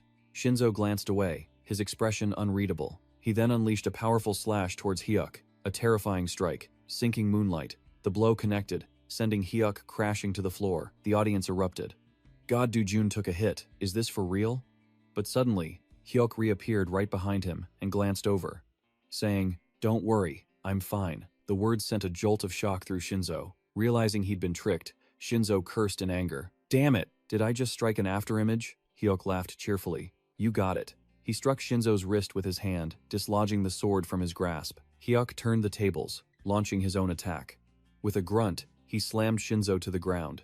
Casually picking up the sword, he spoke. Mutodori counter. Shinzo slapped Hyuk's hand away and broke free. He quickly rose into a defensive stance, wary and frowning. You've mastered Mutodori enough to steal my sword. Where did you learn that art? Hyuk raised his hand, an excited look on his face. Oh, this technique? This one.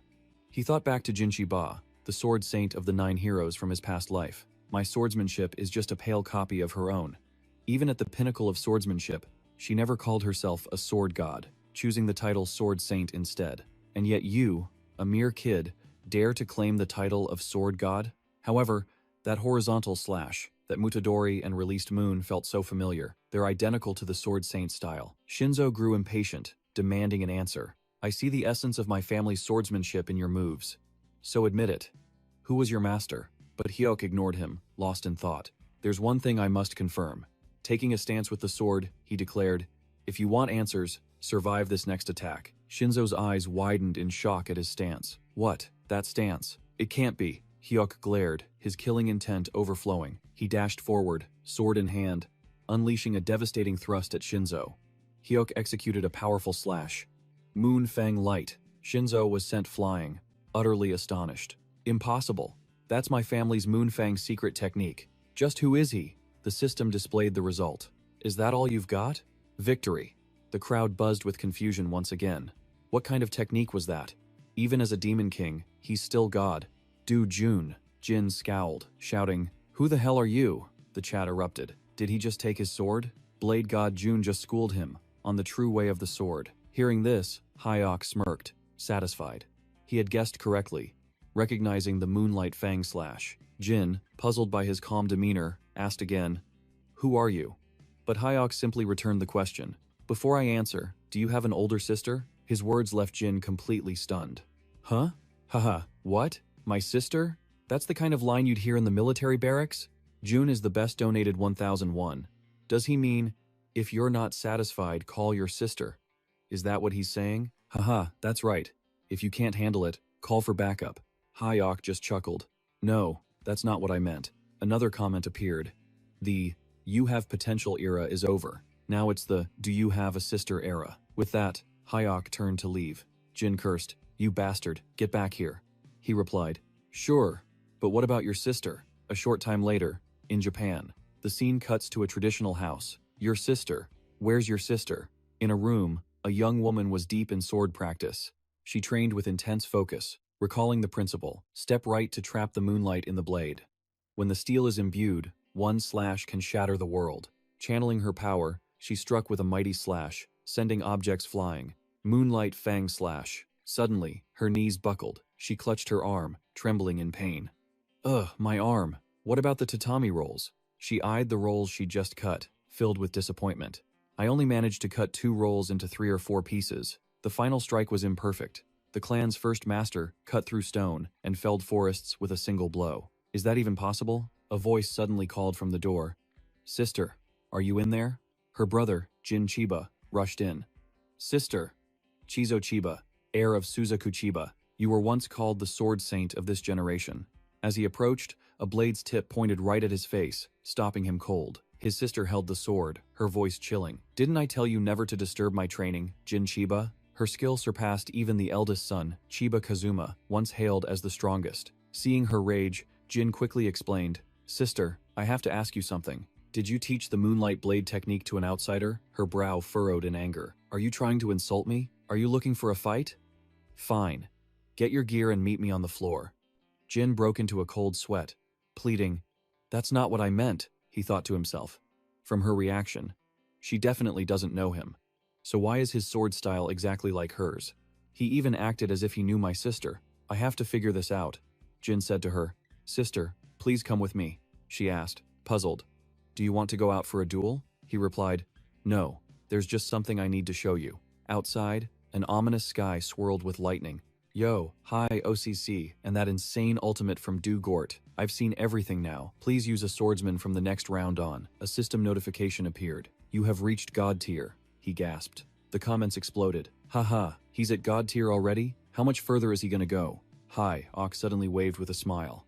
"Sorry everyone, but that's all for today." The crowd groaned. "Not again! Someone start the donations! Haha!" Hearing this, Hyok looked a bit sad. "Hey, I'm not that kind of streamer," he explained. "Besides, I have things to do." But then, a notification rang out. "Lee has donated 9,215. 1.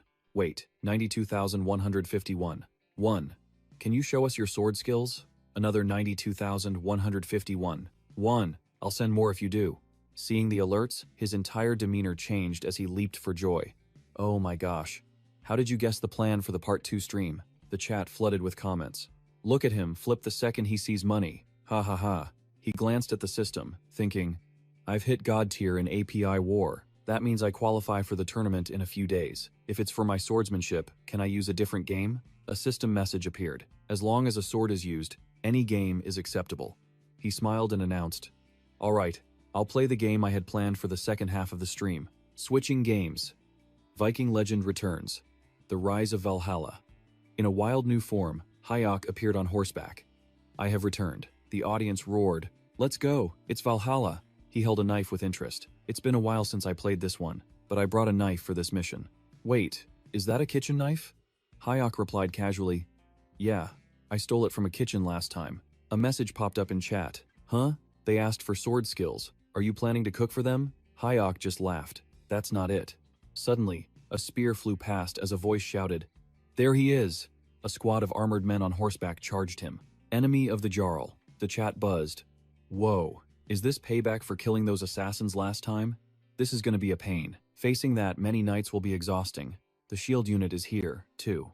Another group, shields raised, charged forward aggressively. Hi, Oxy looked slightly overwhelmed as they closed in. "For the glory of Wessex, charge!" They attacked with heavy weapons, giving him little room to move. "They're on me like a pack of hounds." Gritting his teeth, Hyoki parried their strikes with his knife, stunning the viewers. Can a kitchen knife even hurt a knight? He then kicked a knight square in the face, using the man to vault completely over his head. The knight crashed to the ground. Hyok pressed the attack, his knife a blur, slaughtering his foes with the simple weapon in his hand. He cut them down. Knife in hand, Hyok flew at the remaining knights, yelling, "For Valhalla!" Unafraid, they screamed back, "For the king!" But Hyok used his small blade to dismantle them one by one, leaving destruction in his wake. Praise flooded the comments section. "Whoa, all that with just a kitchen knife." The knights look so cool though. I almost feel bad for those guys waiting in the back. Heh, even the NPCs are starting to panic. Hyok glared at them, muttering, "Should I use this move to end it all?" The crowd roared, "Yeah, unleash that sword technique." The stubborn fools shouted, "Shields, hold the line." Before they could brace themselves, Hyok unleashed his crescent moon fang, wiping them out. Bodies and shattered shields flew everywhere. Viewers went wild. There it is, the legendary one-hit kill skill. Ugh, I need new pants. Haha. A system window appeared. Kingdom's rightful heir. Quest complete. Hyok was stunned. Huh? What?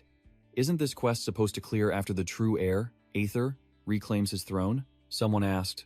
For real? But you haven't even met Aether yet? A new notification popped up.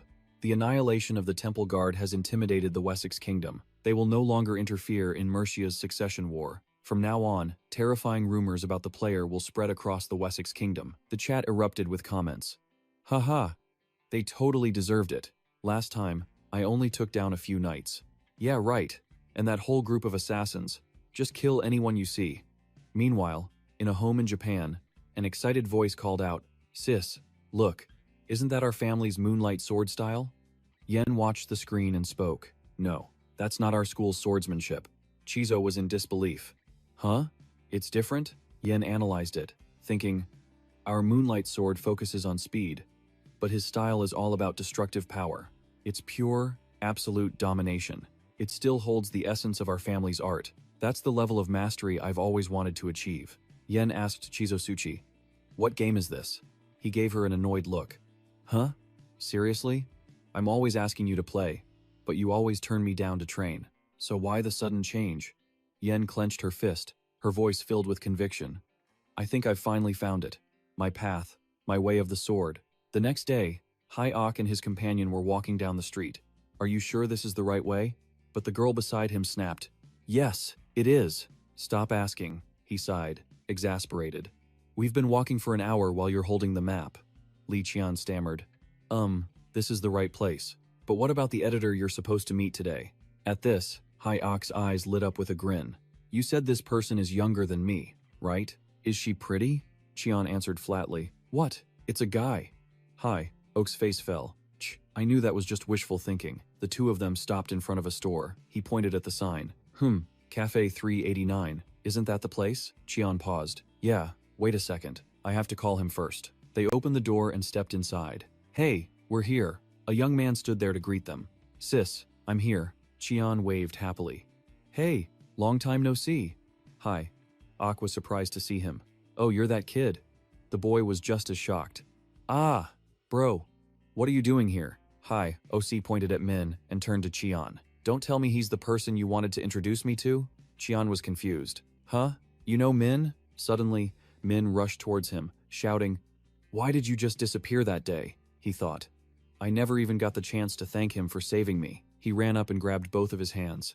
"I've been thinking about you ever since that day." Hai-Ok recoiled. "Huh?" Min thought. "Finally, I can express my gratitude." With tears of joy in his eyes, Min cried, "I missed you." He thought to himself, "Bro, your strength. You're totally my type." He lunged in for a hug, making Hai-Ok yell, "What the?" Qian shrieked. Whoa, are you two dating?" Hai-Ok quickly shoved Min away, shouting furiously, "What the hell are you talking about?" Thrown aside, Min still looked thrilled. "Wow, so strong. I think I'm falling in love." The scene changes to that evening at Iron First. Hai-Ok landed with a heavy thud. Everyone was surprised. "You're here earlier than usual." He grinned. "Ah, that's because I have an announcement to make today." They were curious. "What's up? Are you trying to play today without being bothered?" He quickly clarified. "No, not that. You know how. Everyone keeps asking for videos of my old matches? I decided to make my own YouTube channel. From now on, I'll be posting all my videos there." The crowd started buzzing. "I just saw the new video he uploaded today. The quality is insane. What the heck? There's even unreleased footage. Awesome, you found a really good editor." Hearing this, Hai-Ok smirked to himself. Looks like everything worked out after all. That whole situation was so embarrassing. He remembered being at the cafe, with Min loudly declaring, "Even if you're rude, I still like you." Hai-Ok had quickly covered his mouth. "Wait, I respect your preferences, but I'm not into men." But Min had clarified, "No, I want to be your slave." Hai-Ok clenched his fist, thinking, "I cleared up the misunderstanding and even hired him as a trial editor, but I'll be keeping a close eye on you, you little brat." Hai-Ok announced, "Anyway, since the EVO qualifying tournament is just around the corner, I'm going to focus on raising my rank. Kiom, start matchmaking." Kiom's voice responded, "Now initiating Iron First matchmaking." At the same time, on the Japanese Iron First server, Chizo was staggered by a brutal attack. He backed away, trying to recover. "Damn it! What kind of sword style is that?" He then shouted, "Sis, are you positive you've never played Iron First before? I don't care how skilled you are with a sword in real life.